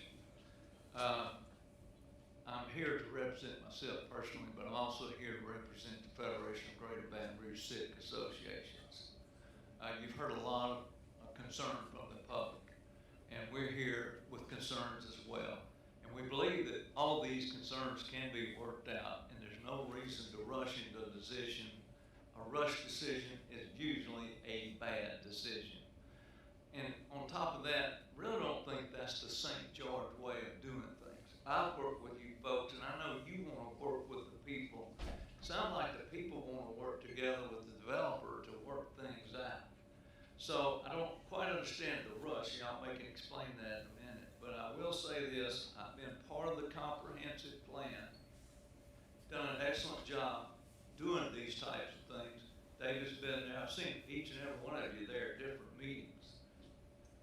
One of the issues they're talking about, height of the building. David, you remember we talked about how St. George is going to grow.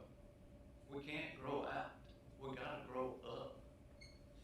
That's the only way we're going to develop without affecting our flood zone, our flood zone. So, just a comment from the outside on that. Also, would like to say, encourage you to defer this so that we can work this out, so people can understand it. And actually, I would like to encourage you, as a matter of practice, what I would call the St. George way is between every council meeting, have a public information meeting where your staff explains what y'all are about to vote on, where, and I can tell from your discussion, I don't think you have been properly informed on all this. And I understand it takes a lot of time. It takes your time. I appreciate the time y'all spend. But just encouragement to do that so that we have it. Encourage, just pause it. Let's work these things out. Thank you for hearing me. Thank you, Mike. Mr. Mayor,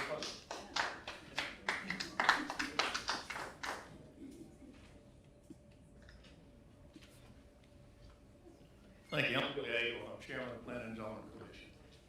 Just to clarify a few things, this property is zoned C2 now, which means they can build anything they want to that's in MX4 now, plus some things.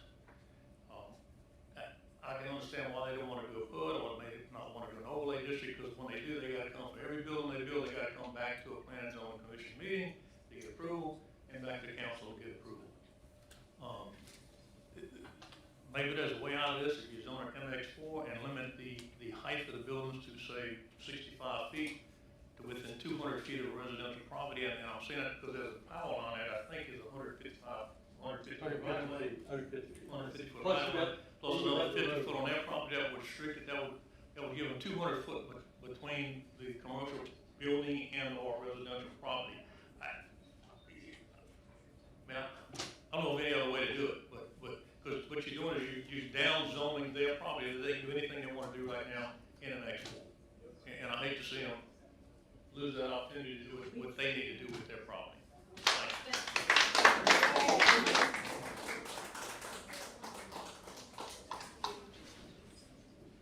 Mr. Mayor, right?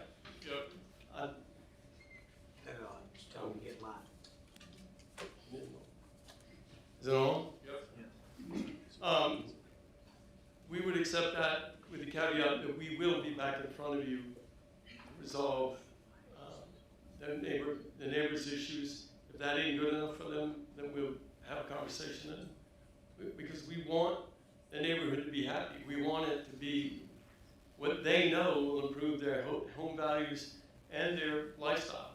So I think what Mr. Aguilar said would work for us, with the caveat that we have your support and the caveat that we'll come back. And we'll come back in 2 weeks and tell you how that conversation went at least. Okay, thank you.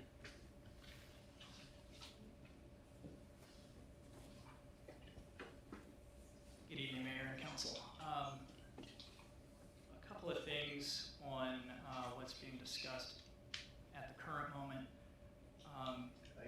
Sorry, Michael McDowell, 89 8612 Foxfield Drive.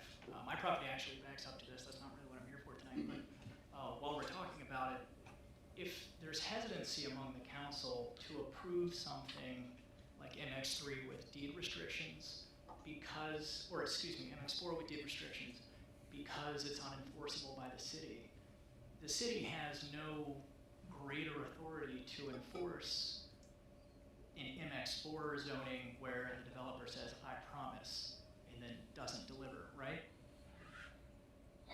So if there's hesitancy about deed restrictions as being a kind of barrier or a protection mechanism for the residents, just in this discussion, I don't see why there would be any greater or less hesitancy about MX4 and I promise, because where you guys are sitting, there is no real authority to be able to change any of that, if I have that correct. This current item of discussion touches on something else that I think is worth at least clarifying maybe by staff, which is in the presentation before this item was picked up, it was noted that this is about structure, not about restriction. And currently, and I know the rural zoning district is kind of a third rail feeling thing, to me at least. And in the current publication of the UC, there are character areas outlined. So you can have a rurally zoned parcel that is in a suburban character area, or you can have a rurally zoned parcel that's in a rural character area. And those character areas necessarily change your development rights. It changes what you can do. I would imagine it changes, types of fencing and, other setbacks and things of that nature. What we're talking about as a potential solution here on Piku is an overlay district. It seems, and I made this note, I was the only one who spoke at the Planning Commission, it seems that the overlay district intent is very similar to a character area intent. And in the proposed ordinance in section 7831, it establishes character areas and then doesn't really specify where these are. So just personally, without a legal background, I would argue that on some level this is legally dubious to begin with, because you're saying that there are different types of restrictions that are going to be put on the same zoning, but in the zoning map, it's just the base zoning district that's outlined. So as a constituent, I just don't understand how this becomes something that can really be relied on. And I appreciate that we want to go forward tonight. I just want to remind you all that deferment of the entire item is an option. And so I just didn't want to take that off the table. Thank you, Michael. Does anybody have any other public comment on this particular parcel? Seeing none, close the public comment period on that parcel. Council?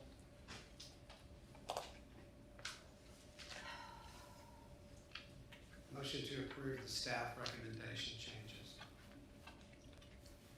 Motion to approve. I want to make Substitute? substitute motion that because Woodridge neighborhood is in agreement to meet and discuss, and the Clown Peter family is willing to meet and discuss, and seems like other associations are as well, along with St. George, that we do defer this matter to try to come to an agreement to see where we can go in the next, it won't be 2 weeks, but I think we'll work hard to come back with. At the very least, we'll have some answer as to whether we're in agreement or we can't get to an agreement, and then it's up to you all. But I would appreciate that. Substitute motion that we defer this matter and have some substantial meetings to come up with a plan of an overlay district on this particular part. What is it doing in the meantime? During the deferral? Going away? Well, hold on. You have a motion to defer for how long? Richard? Well, I go with the 2 weeks. Give us a chance, give us that chance. Motion to defer the item 2 weeks. Second by Councilman Talbot. Guess we'll have to do a roll call on this one. Councilman Merle? Nay. Councilman Talbot? Aye. Councilman Monticello? Aye. Councilwoman Cook? Aye. Councilman Himmel? Councilman Evans? Aye. Councilman DeLucia? Nay. Item's been deferred for 2 weeks.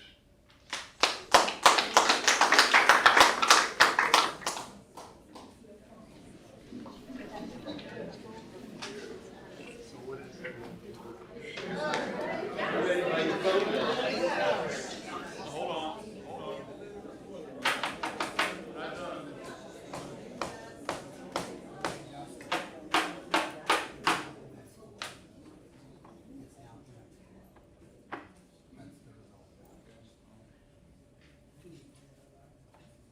All right, Brian, do you want to go to the public request of not change, the next item?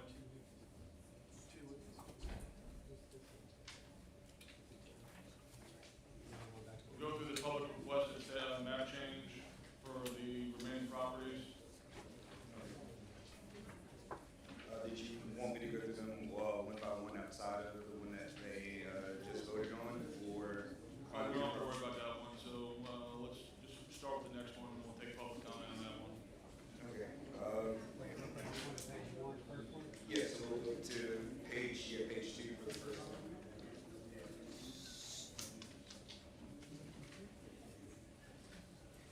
All right, let me know if you guys are ready. Go ahead, Brian. All right, so, page 2, the first item is gonna be 16298 Old Perkins Road. The current zoning is C2, heavy commercial. The proposed zoning by staff is MX4. Hey, real quick, we don't have the same page order in our book.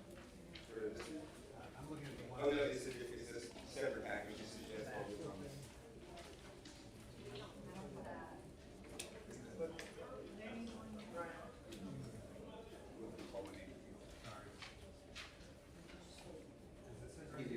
Yeah, Okay, this is so it. it's in the back of this section. Thank you, sorry.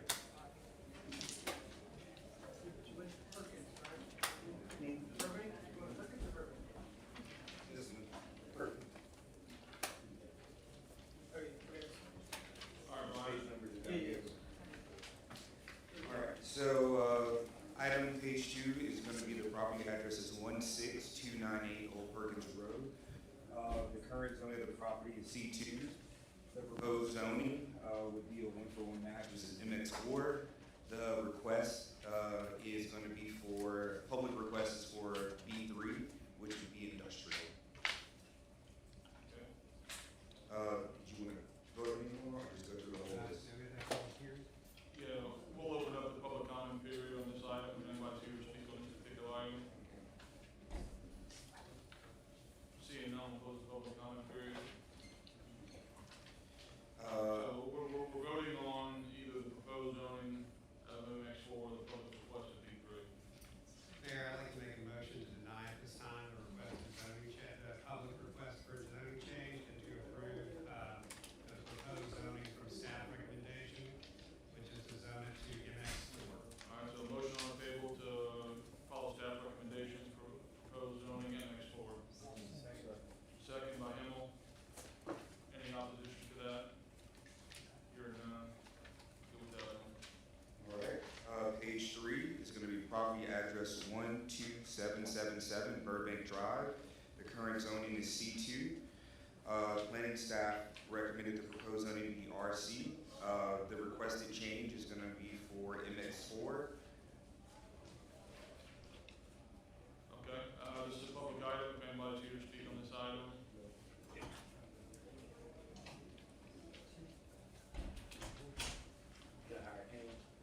What's that? He's an attorney, I'm sure he's for hire. Well, no, I'm not a attorney. Oh, okay, sorry. All right, so I'm Wendy Gladney, I'm 2825 McCarroll, Baton Rouge, and I'm currently the partner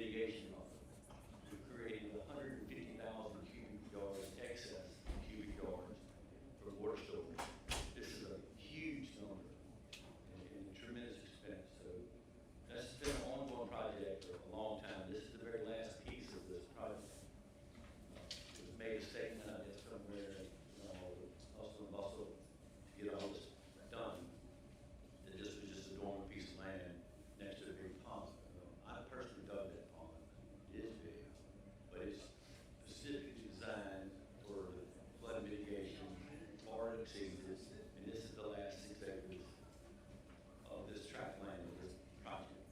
So this is not something that just popped up, something we just bought last week. So I guess the thing is, in my mind, and here what all just took place over the last hour, this is currently zone C2. When Mr. Bryant put up his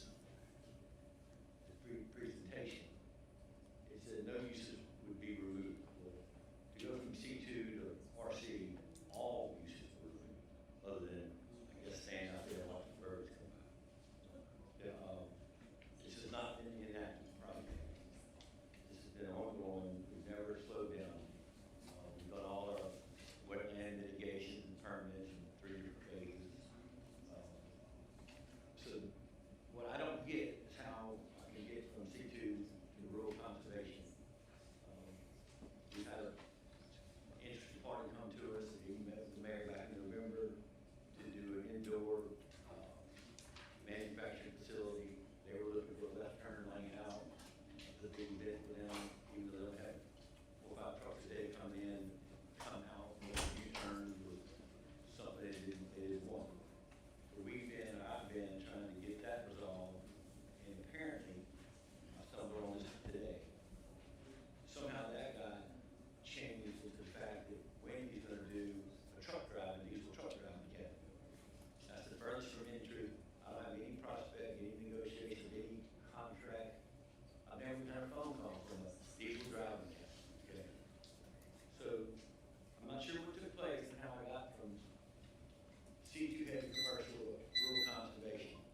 I probably had $500,000 or more in this specific 6 acres, the last piece of this long, arduous project we've done. I think it's turned out well. We have some office complex builders there, very nice single-family homes there. This is the piece that's between the sewer lift station, which is obnoxious. I had no idea what I was gonna get when we signed for that.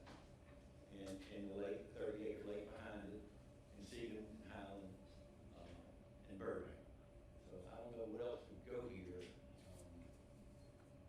I don't know why it would be, this was advertised up until, I guess, 4:30 in the afternoon, February 2nd, I think it was the planning commission meeting as MX4. I just stumbled on this the week after. This was changed the day of, in moments before the meeting. I met with Brian and staff. We were sure this would be changed. I thought I was going to be on the recommended rubber stamp method, but I guess the truck driving rumors got me kicked to the curb. But nothing's changed. There's no truck driving school, academy coming here. I think we're entitled to have a good product. Y'all mentioned throughout this whole process tonight that St. George can't go this way. It's got to go up. And you got to go. You got to grow. You're not going to grow any tax base in rural conservation. And I've spent a lot of money, time, and energy. I hope I can get your support to support my request as was advertised. You have to answer any questions. Don't move forward. Brian, you come up here. Yes.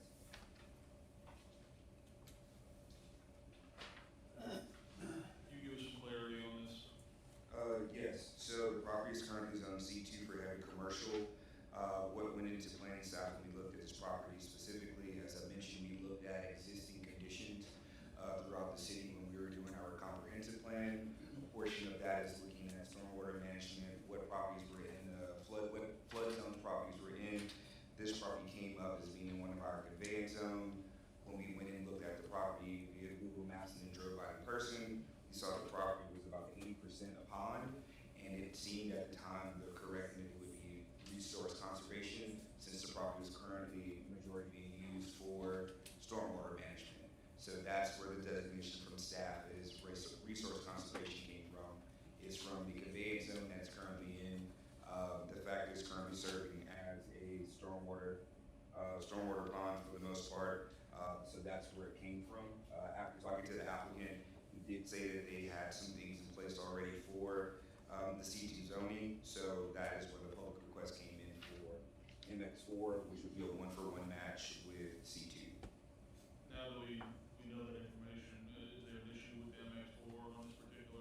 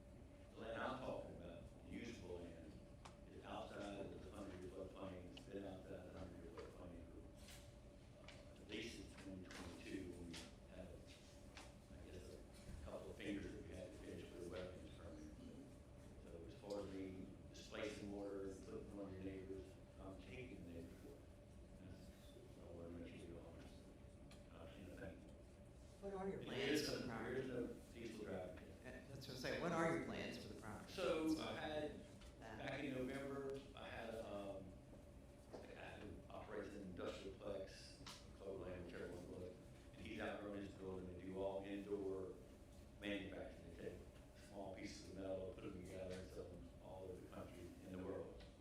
And it's all indoor, air conditioned, they don't have anything outside. They outside, so he was interested, and that's when the left turn and all that came about. I've had the assisted livings come and sell them up on City Lane, and it's done well, and that market kind of morphs up and down. One year you can't get enough of them, one year the numbers don't work. So I don't have a buyer today. Okay, we've had it for sale. I guess a couple years out of pickleball coming a while back, and just moved down to the other end of Burbank. It seems to be a huge success. I don't know if they would come back and do a second one on this end. But if it's rural conservation, I tell you, there's nothing, no value here for me. Like I said, I was shocked to find out that it was changed from heavy commercial to rural conservation. It didn't make sense to me. I don't know how we got here. But that's I think our concern is where it's located. It's in that curve, I just came up. And also, yeah, how do we have any control over what's gonna happen? It's still the same question we had from the other. What if you wanna sell it to a diesel driving academy? Would it be zoned for that? Would So it- here's, the only answer I can give you is it's currently zoned C2, it has been for over 20 years, for over 20 years.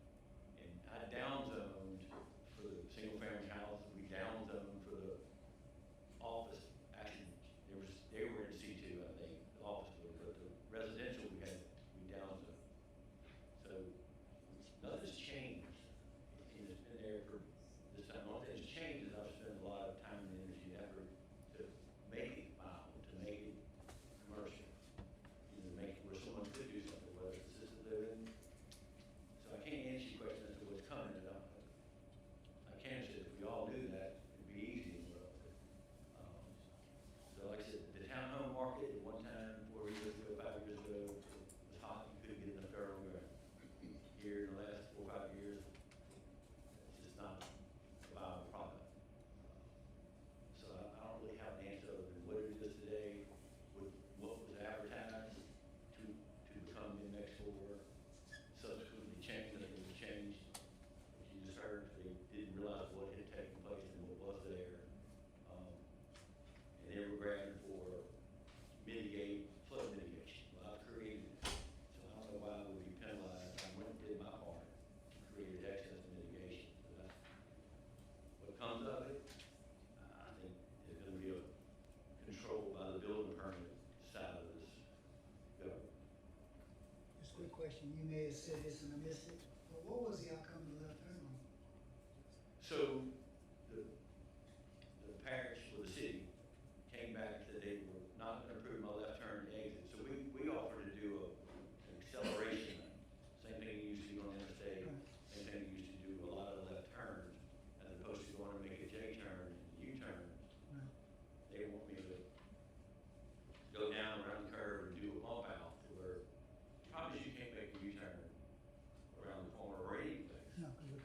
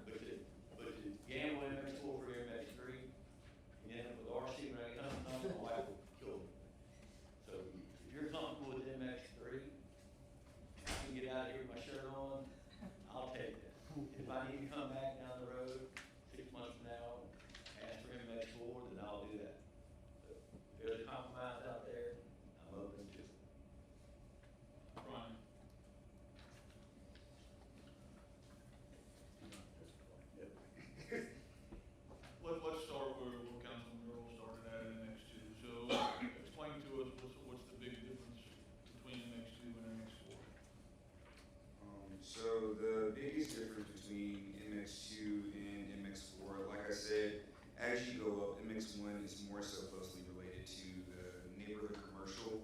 So the uses in here are much lighter than what you can do. So small office spaces, things like a snowball stand, maybe a doctor's office, things that fit really well into a small neighborhood and a neighborhood setting. MX2 is going to be your light commercial. I would say look at things that are roughly around 8 to 10,000 square feet in use that would be there. We try to make sure that with the light commercial, it would things that would fit closer towards or adjacent to neighborhoods, not directly in them, but adjacent to them. That's kind of like a buffer between that and heavier commercials. M3 or MX3 is going to be medium commercials. That's when you start looking at things that are going to get into smaller, like maybe I think the most intense use is going to be like a gas station, maybe a car lot. You could do a small hotel, a laundromat. We have microbrewery on here as a conditional use, and I'm just trying to go through some of the heavier or intense uses as it goes up. Restaurants are allowed, but as conditional uses within MX3, and then something like self-storage is also a conditional use. Whereas with MX4, things like an office warehouse, parking facility, ground transportation, reception halls would all be by right uses within that. So there is some limitation, essentially, as you go up with the intensity of what's being proposed and how big it could be potentially in the future. So, hold on, Brian, you use that whole piece, the entire piece as RC, all right? Yes. Now, that's including that large pond. Yes, that includes the large pond. So, depending on what we did with the 6.5 acre piece that we potentially zone something different, would that then subdivide it out and, say, RC to the pond and MX whatever to the front, or would the RC change to the MX as well? It would depend. If he was willing to come back in and re-subdivide the property, then we could keep the pond as RC and then move with the 6 acres on the front portion of the property. That could look at being rezoned, but that would involve specifically a re-subdivision of the property because we would have to file it with the clerk reports to do that. It's still essentially, even if you change the whole property, the pond is the pond, you can't really develop on it, so it really would just be the 6 acres in the front portion of the property that we'd be concerned about. So I would say, just looking at how the area itself looks and what's there would be the main concern of the possibility of what potentially could be developed. If you guys want to move to another one, just kind of like think about this when we come back to it for a little bit. Brian, real quick, with MX4, would we have the same height issues we've been discussing? Because it looks like everything around it appears to be residential, with the exception of that one sliver in the corner, which is an office park. Yes, so we would pretty much have the same thing that we were just discussing with the Klein Peter property, where you would have the intensity and the height issue of 75 feet tall, with the additional permittable or permissible uses that's located within the use table. There's a 50-foot tall sewer lift station there. It's 50 plus feet tall. Right there. After hearing him talking and looking at this, I don't think that there's since a portion of the property itself, if that's a concern, and he's willing to work with us, down zoning it to MX3 and maybe bringing this back up later as a point of discussion when we do the same thing with the Klein Peter property could be something that we can talk about or defer this until that meeting as well, just so we can have more time to talk with staff. Motion to revise the recommendation to MX3. Motion to revise recommendation to MX3. Second by Himmel. Anybody opposed to that? Here none, I'm going to revise MX3. You can go home with your shirt on.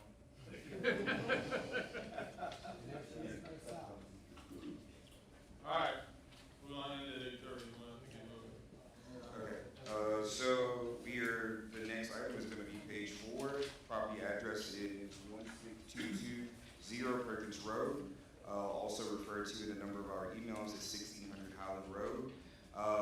current zone of the property is rural. The planning proposed property, the planning staff recommendation was MX3 to match more of what was in the area. The public request change is for R1, which planning staff has no issue with it being reverted back to R1, which would be the equivalent of rural for a 1 acre residential property. So the recommendation is that you have no problem with it? Yeah, I have no, planning staff has no issue with the public request of R1. It would be a 1-for-1 match with what it was before. Okay, that being said, is anybody going to make public comment on that item? Can I just make a comment? Yeah, come up here. So, I've never met you before, so My we'll know your name and where you live. my name's Mary Lou Pereira, and I live at 424 Long Meadow Drive, which is in the subdivision, and I appreciate the fact that the request by our homeowners is being, validated here. But I'd also like to point out, at the back, if you look at this sketch, at the back of this neighborhood, Brian, this MX3 here, oh, that's the retention pond in our neighborhood, Yeah, so. which, It's also being oh, it's on the, okay, all right, I just wanna make sure that's a change too, because our neighborhood owns that property, it's part of the neighborhood, not actually. We are. Oh, okay. So you changed that? Yeah, we took in Okay. that to. Okay, thank you. Does anybody else have public comment on this particular item? Steve?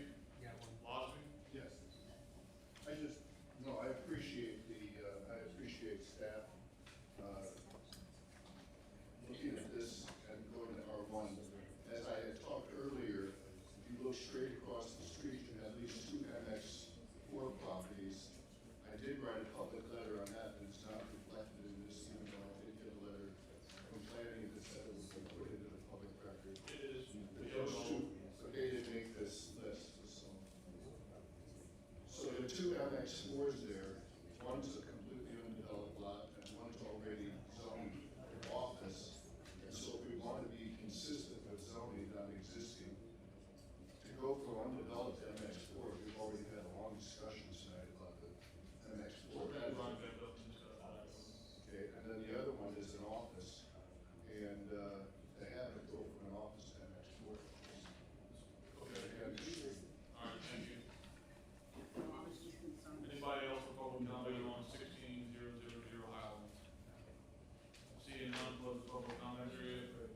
Motion to approve the public request change. Motion to approve public request change, to R1. Second by 7 people, we'll give Monticello, second by Monticello. Anybody opposed to that? Hearing none, we're cleared that item. All right, and now we are skipping 5, that was the Pine Peter property. We're moving to page 6, which is going to be the property located at 9340 Jefferson Highway. The original zoning is A2.5. The proposed zoning from planning staff is R9, which would have been a 1-for-1 match. The public request is for the zoning to go to MX1, which would be neighborhood commercial.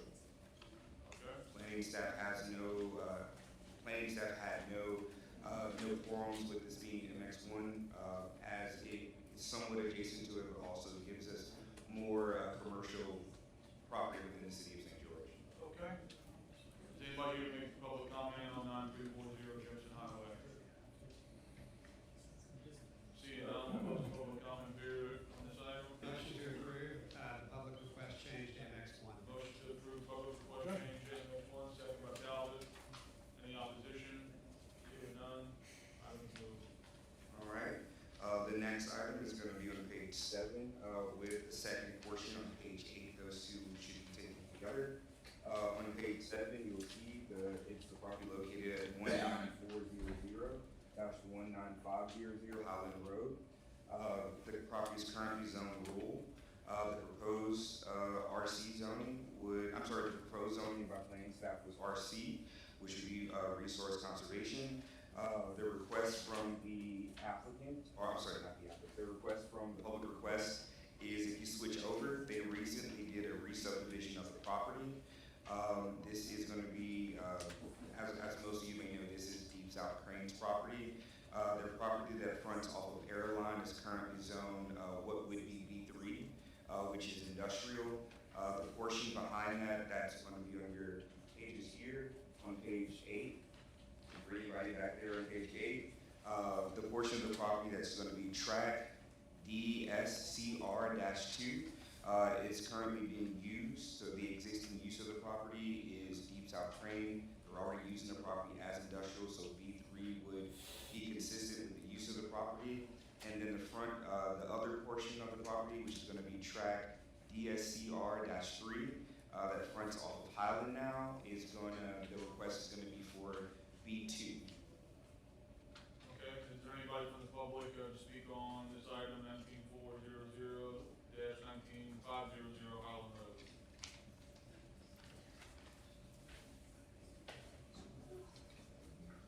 Sorry, not unusual.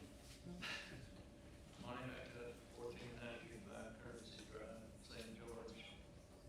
This area is a flood zone, correct? And I would advocate, in order for St. George to continue to minimize flooding, that we keep that as rural conservation.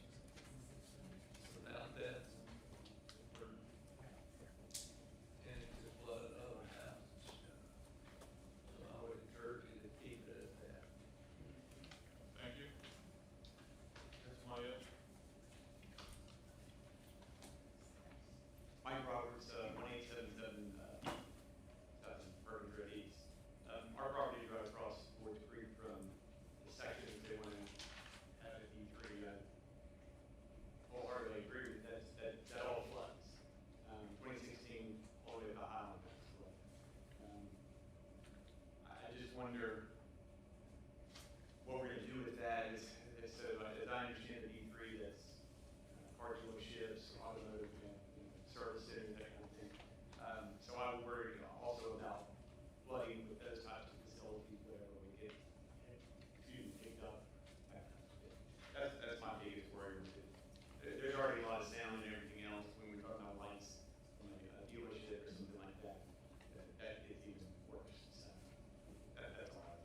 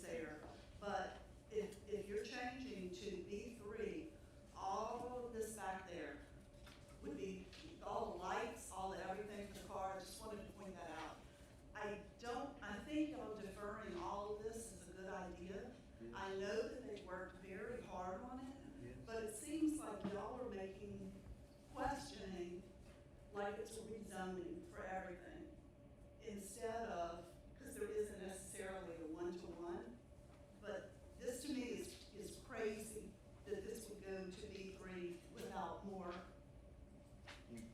input from the public. Thank you.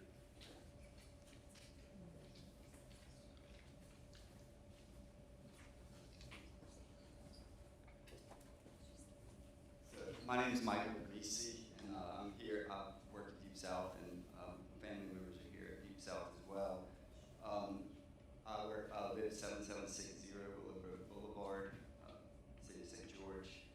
So we've recently, done a lot of work to basically pull together a bunch of parcels that the family bought over many years, and so that's where the resale approval had come through to kind of combine everything. And then, the next step was obviously to, whenever this was coming up and currently with the rural, but the reason why we're requesting with the B3 is, well, one, a lot of this property is already being utilized as a laydown yard and a test bed for these cranes that we manufacture in Baton Rouge. So currently, we design, engineer, and we fabricate the largest cranes that are built in the entire United States. And we use them for our own use.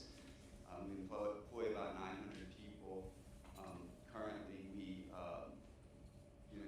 every crane that we buy for across the United States, we actually have made a concerted effort to take ownership in the city of St. George. I think last year we bought about $20 million worth of cranes and equipment, and all have local sales tax comes here, and then we send it to Houston, Kentucky, or wherever they're being utilized.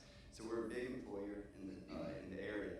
But currently, all of this, to the northeast section of the property is all retention ponds that's been used to mitigate building out. But basically, all of the intention of this is, you can't really build back there, but it's to just continue building out the laydown yard. As we continue to acquire more equipment, we want our headquarters, we want to grow, and we have to have a place to store this, and then we have to have a place where we can test our cranes, because there's different configurations, there's different models that we build out, and we have to have 34E certifications, and currently that's where this all is.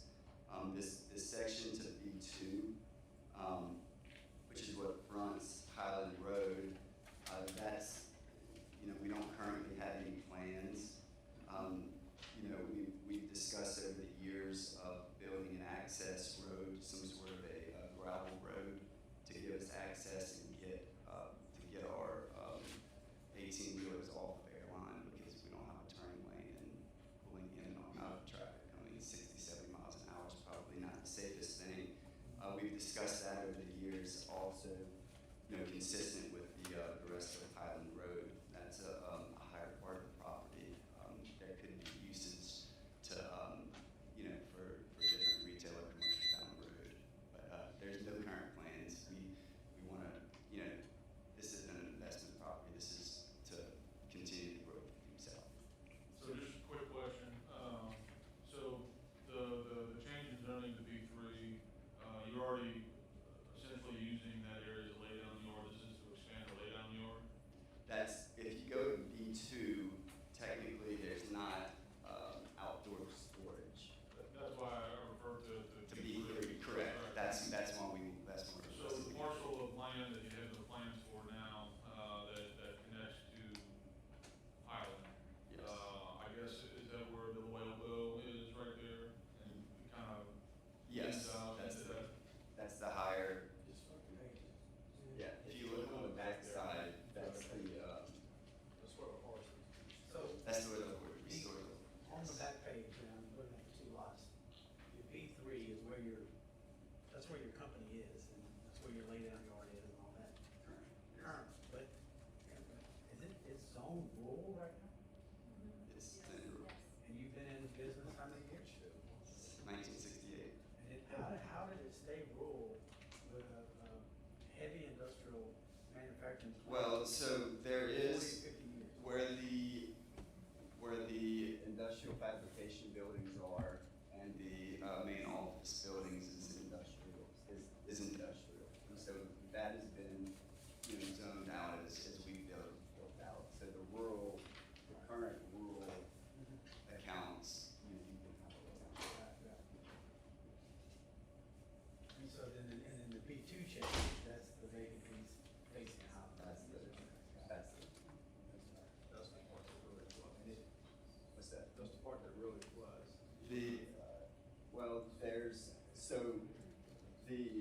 top portion of it where the tree line is, that is an area that won't be developed. I mean, the stuff behind Albertsons, that's not Deep South property, but that is OB and ditches.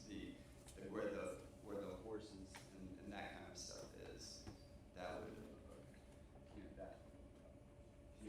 this potentially property, you would have to mitigate it and build it up. So in looking at the B3 part, where your business is, I mean, you basically just trying to take your business that's sitting on the wall and just make it really what it is, B3.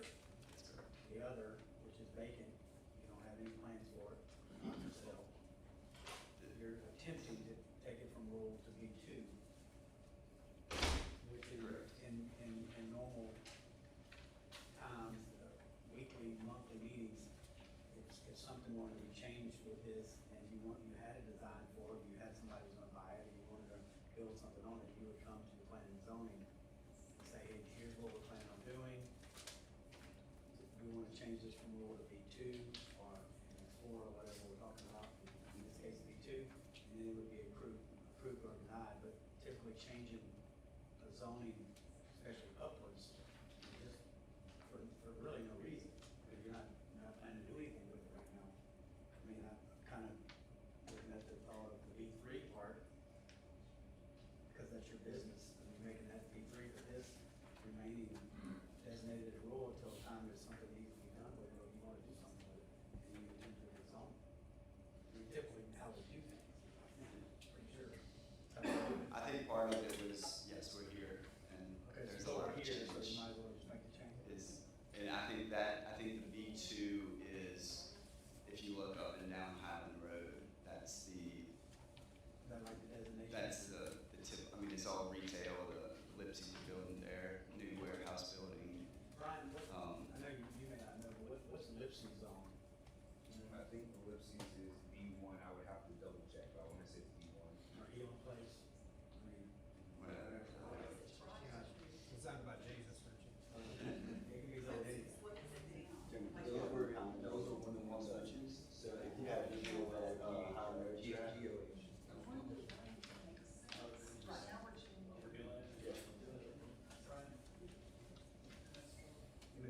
Oh, I'm sorry. Ellipses is So what would your suggestion be? C2.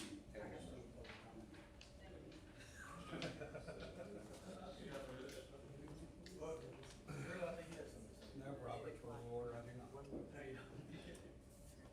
All right, thank you. Thank you. Anybody else with public comment on this item?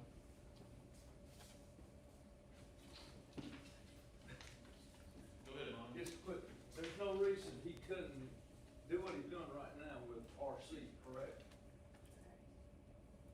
Okay. Yeah, it's a legal non-conforming use at this point. Yeah. So this would just be technically a map correction for the B3. We could change, where it says change to B2, the one on Highland, that could stay RC, and we could change the B2 where they're operating, since it's already subdivided, is that? Yes, Correct. that is an option, yes.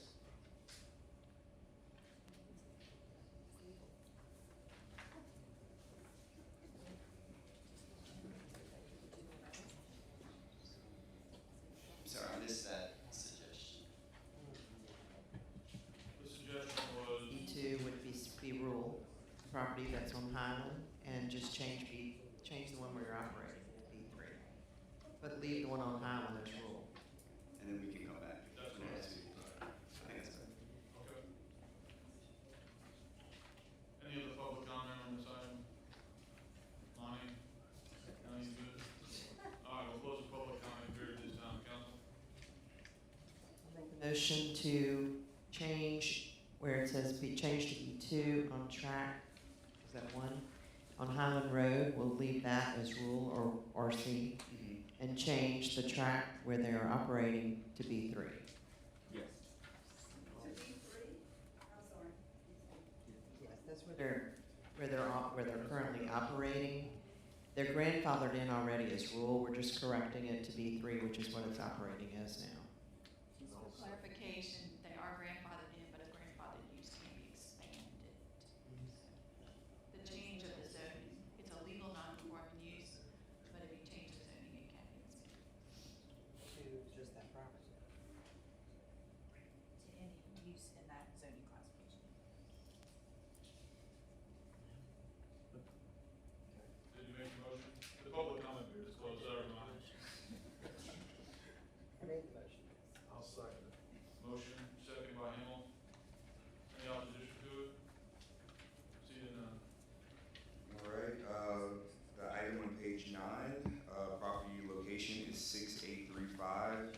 7000 South Tiger Bend. Current zoning is rural. Planning staff recommended RC, resource conservation. The difference is rural is for a 1 acre lot, resource conservation is a 3 acre lot. The request is for R1, which would be a 1-for-1 switch with rural. And this would basically just be the 1-for-1 switch. Planning staff doesn't have that issue. Does anybody here publicly comment on 6835 and 7000 South Tiger Bend? Seeing none, we'll close the public comment period. Council? No, I was just approached by, I was just in an email on this last week. I don't think it has gone through planning and zoning yet, has it yet, Brian? Have you seen plans for that? Are you on Tiger Bend? Yeah, we're on page 9 right now. Oh, I thought you were on Tiger Bend. Oh, there's two on there. Never mind, wrong. Motion to approve. Motion to approve by Evans. Wait, are we at a public hearing? Good lord. Yeah, right, hurry up. Real quick, so now I'm back paying attention. The proposed zoning is what the motion's to approve? The motion is to approve the public request of R1, the staff doesn't have any issue with it, the 1-to-1 change. It's a 1-for-1 switch, so 1 acre lot to 1 acre lot. I have a motion to approve by Evans. Second by Monticello. Any opposition to that? Nay. All right, roll call vote. Councilman Earl? Nay. Councilman Talbot? Aye. Councilman Monticello? Aye. Councilwoman Cook? Aye. Councilman Himmel? Aye. Councilman Edmonds? Aye. Councilman Delucci? Aye. All right, moving on to page 10. Property address is 18555 Tiger Bend Road. The current zoning is rural. The proposed zoning is R4 from planning staff. The public request is for MX1, which would be neighborhood commercial. I do want to note that with the exception of this, if you guys do decide to approve this as MX1, it could potentially be considered spot zoning, so planning staff recommended to defer, or deny this item. So would you propose the zoning as R4? Planning staff would prefer it stay as R4. Okay, this is a public item, if anybody would like to speak on 18555 Tiger Bend Road, I think I just added too many fives. That will be your time. Is R4 the same as rural, the new R4 the same as rural? So it would match the current zoning that's for that property that's there now. That's good. All right, we'll close the public comment period this time. Brian, can I ask a quick question? Is that in a flood zone, floodplain, wetlands? Yes, it's in a flood zone and in a Hennepin Bay area. Right, have you even looked at the person that sent in the request? I don't know if y'all have even seen plans for this. I saw, I had a glimpse of the plans, but from the zoning itself, the MX1 would be a spot zoning. There's a potential in the future, based upon it being like a small office space, that it could come in as a conditional use under another zoning district in the future. But I would request that that person submit it in and we have a chance to review it as staff before making a final decision on it. So that public request can still be accommodated through the traditional zoning process? Yes. All right, council, we have a Motion to approve the staff recommendation of R4. motion to approve that recommendation of R4. Second by Talbot. Any opposition? Hearing none, move on. All right, page 11, it's gonna be item, for property, with the property address 16755 River Road. The current zoning is A2.1. The proposed zoning by planning staff is R6. The public request is for R-29. This is gonna be essentially an extension of the existing PUD, that accommodates for homes of the same size and scale within that development. Okay, is anybody here from the public to speak on 16755 River Road? Seeing none, we'll close the public comment period at this time. Brian, why did the staff propose R6 in this case? We were matching the underlying zoning for what was around it, which was R6, just to make sure things kind of like stayed in that same area. However, this property is still owned by the same developer for the project across the street, so it would essentially, it can either come in as a rezoning or an extension of the PUD. It was just a request to update the zoning in lieu of coming through and redoing the entire PUD development.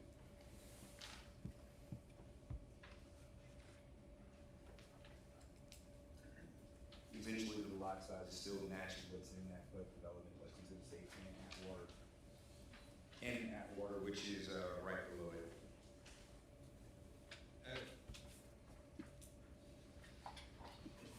Is there a flood wetlands issue with this parcel? No, that would be the two parcels on the side of it. Both of those are restricted for flood, so they've been, with the other amendments, rezoned to RC. Motion to approve the public request to change to R29. Motion to approve public request change R29. Second by Himmel. Any opposition? Seeing none. All right, the next property is going to be on page 12. The property address is 15300 Perkins Road. The current zoning is rural. The proposed zoning by planning staff is R1. The public request is going to be to change it to B1, which would be office center. All right, anybody from the public to speak on 15300 Perkins Road?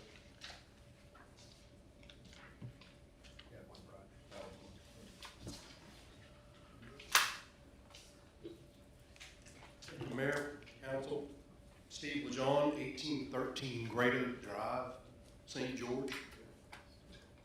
I'm with Sterling Properties. We've had this property on the market. I represent the Curtis family.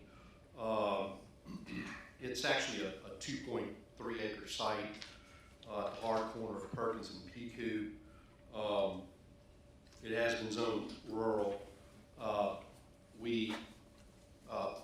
Property's under contract. We have an office user who wants to build their office there on the site. B1 doesn't allow for drive-throughs. There's a height restriction, I believe, of 35 feet if it's adjacent to residential. Of course, no warehouses.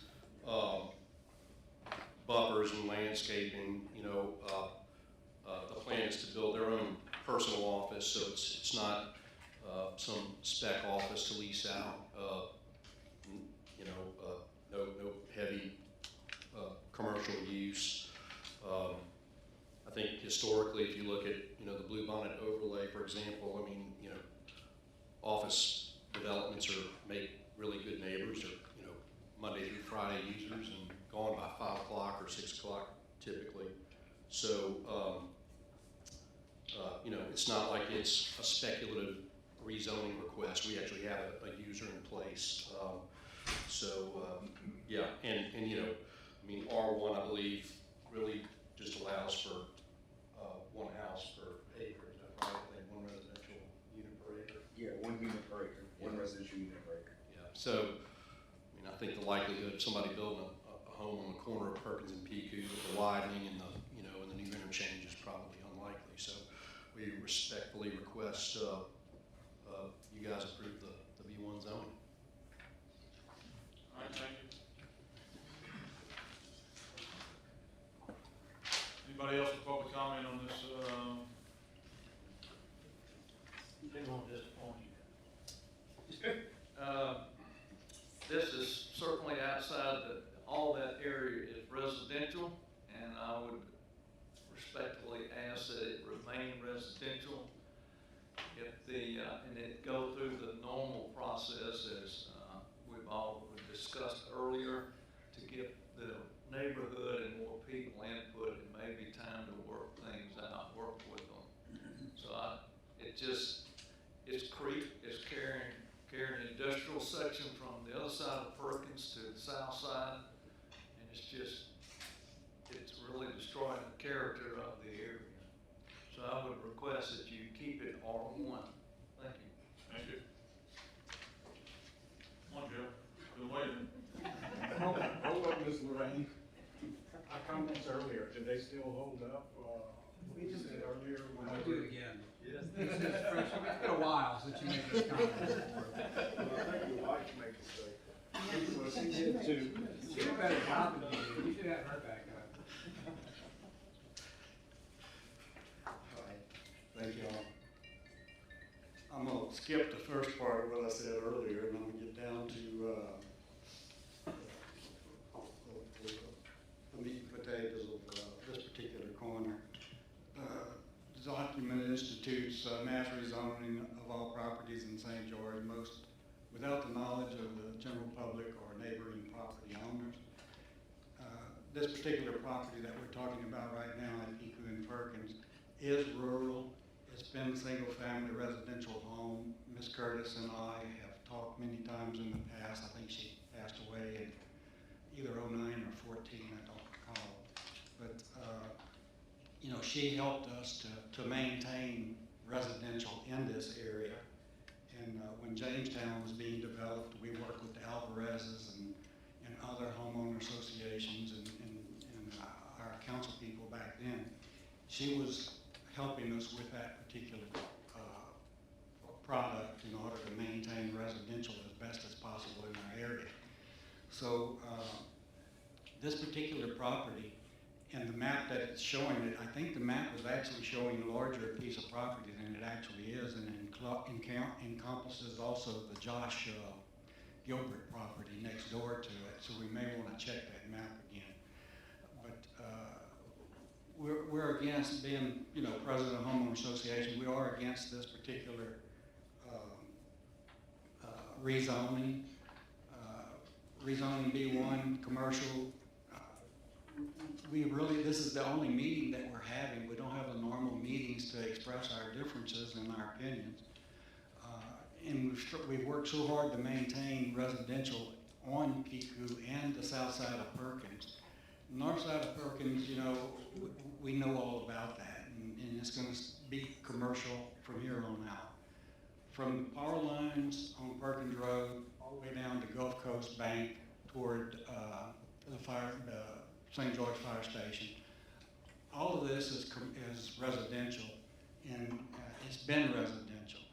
The one property that was trying to go commercial in this area was denied that 2 or 3 years ago, I'm not sure exactly when. So we would like to maintain this Piku corridor between Perkins Road and Highland Road as residential, no commercial added into it.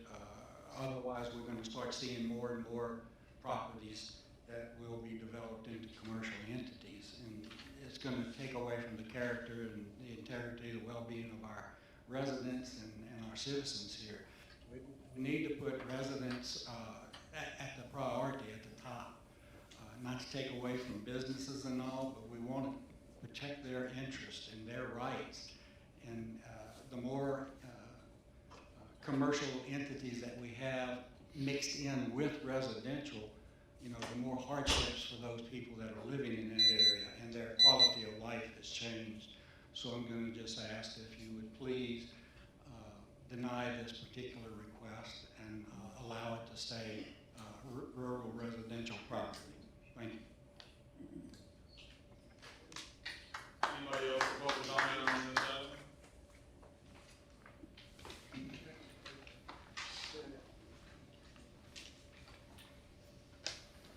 Steve Bosby again. I would support the previous comments that this meeting was probably to hold existing zoning as opposed to try to deal with new zoning opportunities, which should happen in a normal process with a zoning request based on a plan next to it, and have city meetings to do that. Thanks, Steve.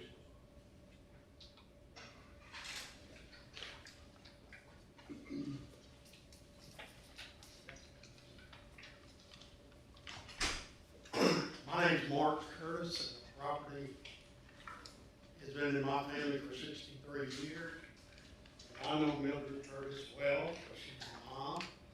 Dr. Olin D. Curtis was an agronomist for LSU. And of course, when we bought that, it was rural. I mean, Dad worked for LSU. You say we had to go all the way to campus to buy a hamburger. There was nothing. We were a lane. It was Piku Lane. Stephen Lane, Perkins, Eston Lane. They were lanes. I don't know. You had to pull off to the side of the road to let another car come. It was ground.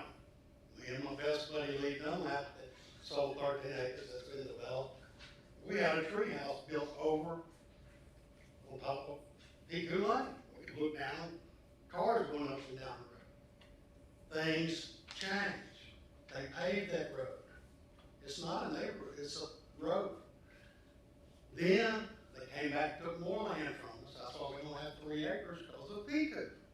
They took land the first time. Then when they did the spur, they took more land. Things changed. That's what y'all are about. Y'all are trying to address change. If you go down toward Highland Road from where we live, for 63 years, it's all commercial on that side of the road. I think there's one house when you go down from there to Fort Country Club, Louisiana, and all of that. And I worked with, I was in the golf industry. I worked with Santa Maria. I worked with Country Club of Louisiana. I've seen change. If you wouldn't have let those in, what would have happened? So that's all I'm bringing to you, a couple of things. And Mom, yeah, she loved it residential and rural, but it has changed. And the guy that's going to talk to you now, we're small folks. We got 3 acres. Dad bought that, couldn't buy the whole 12 acres. Josh, the Gilberts have it. Josh has that next to us. And then Harold Hayes at that time had the other land. He made up that name. But we've been there a while, but things change. So my mom's, she had robotic surgery. She was an RN. I mean, she was on the top of change.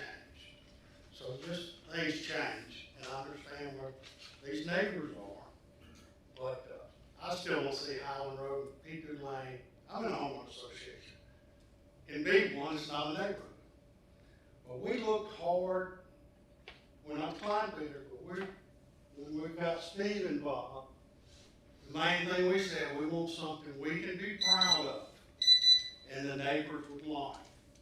So what's coming to this property, if it gets rezoned, is gonna be nice. We've had gas stations make cash offers. They would say, no, you know.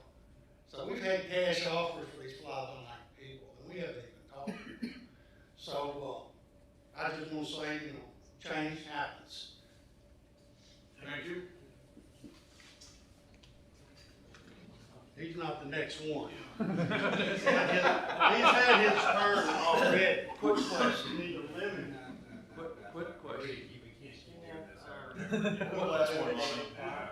Were all these done the way we normally do, where you notify the adjacent property owners and everything? No. I just wanted to ask that.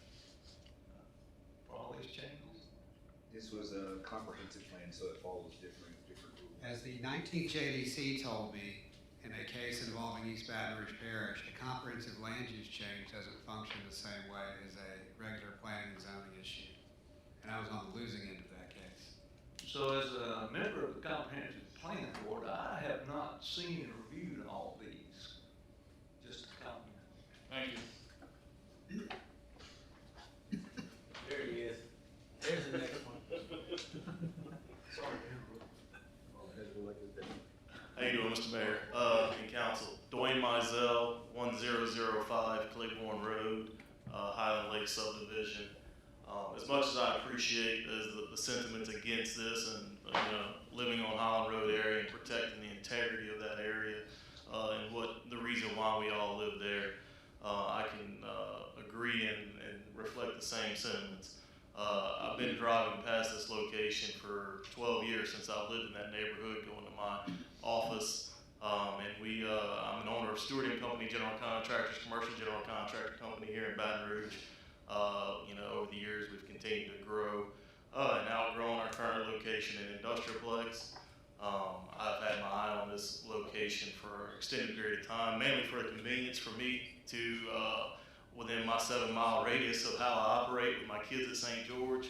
My house soon, they're really close also, so it was even more appealing. And I guess ultimately the goal of me for this would be build an office building for the company that we could locate similar to what Performance has done, something that would be during the week, not weekends, add to the value, definitely increase what it looks like now between a double wide trailer and a blue tarp roof that's been there since I've been there. So I guess part of the request is allowing that to be done as part of this rezoning process. Thank you, Dwayne. Yes, sir. All right, not to interrupt this, but we do have to entertain a motion to extend this meeting by 30 minutes. Motion to extend for 30 minutes. Motion to extend by 30 minutes, second by Monticello. Anybody opposed? None. All right, we got another 30 minutes. Anybody else from the public would like to comment on this item? Seeing none, we'll close the public comment period this time. Council. Yes. You can make whatever comment you want. Okay. I have a question. This case is a little more unique because we have opposition to it, and I'm wondering if the two sides got together to discuss this project, that they would feel more comfortable in the long run instead of having the zoning changed without the input from the other side, the residents. I would ask, as a refresher, what is the typical process if this was not going through a zoning change that this would go through? The traditional would have been a public 10-day notice, specifically a notice going out to the website 10 days in advance, and it would have been on the website 10 days in advance as well. Since it is a comprehensive change for the whole city, these are just Dana's requests, which is why it was done a little differently, because we're changing the zoning for the entire city. In doing so, some requests just came in as public comments. This was just one of those requests that came in as a public comment. So it'd be a 10-day notice and then 10 planning and zoning? 10-day notice if we go to planning and zoning after that, after being publicly advertised at the site and in the advocate, and then it would come to council for final approval. So you've not seen a plan for this? No, I have not seen a plan for this. And with the rezoning, I may not always see a plan for it. Sometimes they'll do the rezoning first and then the plan comes second. So it's not a guarantee that I will see a plan sometimes when things are being rezoned. In the defense of Stewart Construction, I spoke with Dwayne, spoke with Chris about making this look like a home, not a business, but a home. And also spoke with him about on Piku Lane, landscaping all the way down Piku on their 2 whatever acres they have there. And then put a in and out on Perkins Road. And they agreed to all that if they could get it built over there. I mean, you got a great landowner, he's gonna build a nice building. I'm just gonna say, I think that we come down a lot better with Mr. Stewart and Mr.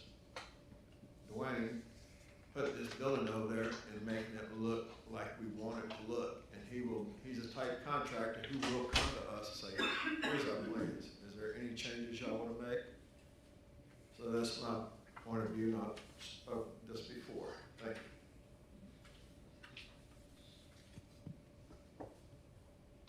Steve, you say you had a contract right now with Stewart. What kind of timeline are you on with that? I mean, is it?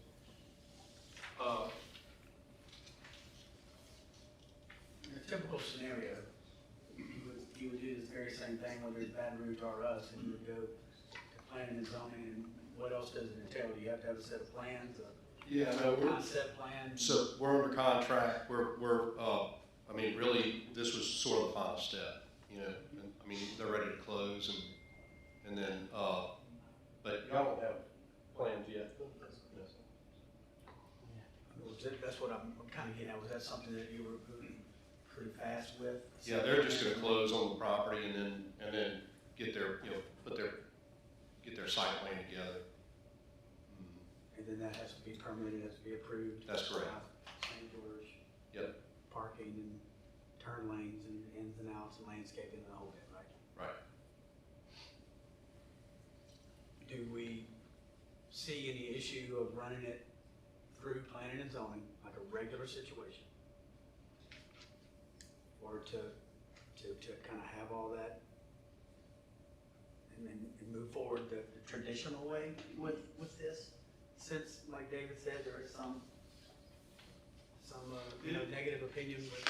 Yeah, so what concerns me is not what y'all are gonna build. I've seen, that property's been for sale, there's been a blue tarp on that place for as long as I can remember. From what I have heard from the outside, is this place is gonna be very nice. And something that I think everybody surrounding there would appreciate and have no problem with. What concerns me is setting a precedent for something down the road, that if we approve something that doesn't go through the proper channels without a site plan or anything like that, we have a large property that in 2 weeks we have to discuss. We set a precedent for this again. Is there a way that we can go through the regular channels, and so that both sides at least get a say-so? And I would think that both sides would feel comfortable with this project based on what I've heard. So part of this is guarding ourselves for the future, not necessarily questioning what y'all are gonna do, or the need for it, okay? I think one of the things that we all need to realize is not only has that not sold to a resident in quite some time, but that area is about to get heavily congested, which I wouldn't want somebody to purchase that as their house and live there and raise a family. So for the record, we understand change, and we're not opposed to what y'all are doing. Matter of fact, I think it's a whole lot better than what could be coming there. I just want to make sure our process is consistent. Let me ask you a question. What is it zoned now? Rural. And before you come to plan with a commercial project, he's gotta have it rezoned, correct? He's gonna have to have a rezone. So he's gotta have it rezoned before he can bring up, he's not gonna do a plot plan and do a plan before he has it rezoned and know he can build what he wants to build. That's what I'm. Yeah, I thought this was kind of a process. You know, I know you have a formal rezoning process, but you know, and quite frankly, if we were, you know, if this were, I mean, we actually have a buyer, which is, you know, fortuitous. If we didn't, and we were asking for B1, still is a hard corner, you know. I mean, anybody that drives by that corner looks at it like it should be a gas station one day, right? I mean, it just naturally looks that way based on everything in commercial. So, you know, this is an opportunity for this property to be B1, which is really underzoned, you know, I would say. What's that? MX1. Yeah, MX1. Is that what we want? Or MX4? That's what computers get?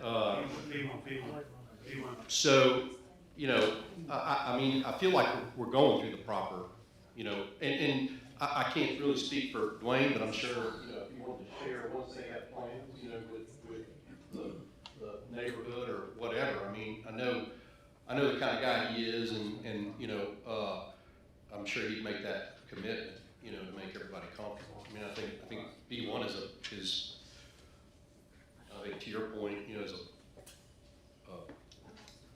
a blessing to have on that corner versus what else could, you know, be out there potential. And, you know, it is right now. Yeah. Motion to accept the staff recommendation of R1 to allow the process to play out as we intended. I know we have this oddity of changing zoning because we're changing a whole system in place, but I'm remiss to say we should circumvent the process. We have a chance to let it play out. David, I'm going to echo your sentiments. You're probably not going to get a better option than this, but let them figure it out through the process so we don't have to come back and do this again. So I'm going to say motion to accept the staff recommendation at this time. All right, motion to accept staff recommendation of R1 at this time, second by Talbot. Any opposition to that? Hearing none. Move on to the next item. Thank y'all. Thank you, Steve. one in this list is gonna be page 13 with the property address 17717 -17829 Jefferson Highway. Current zoning is rural, proposed zoning is R1.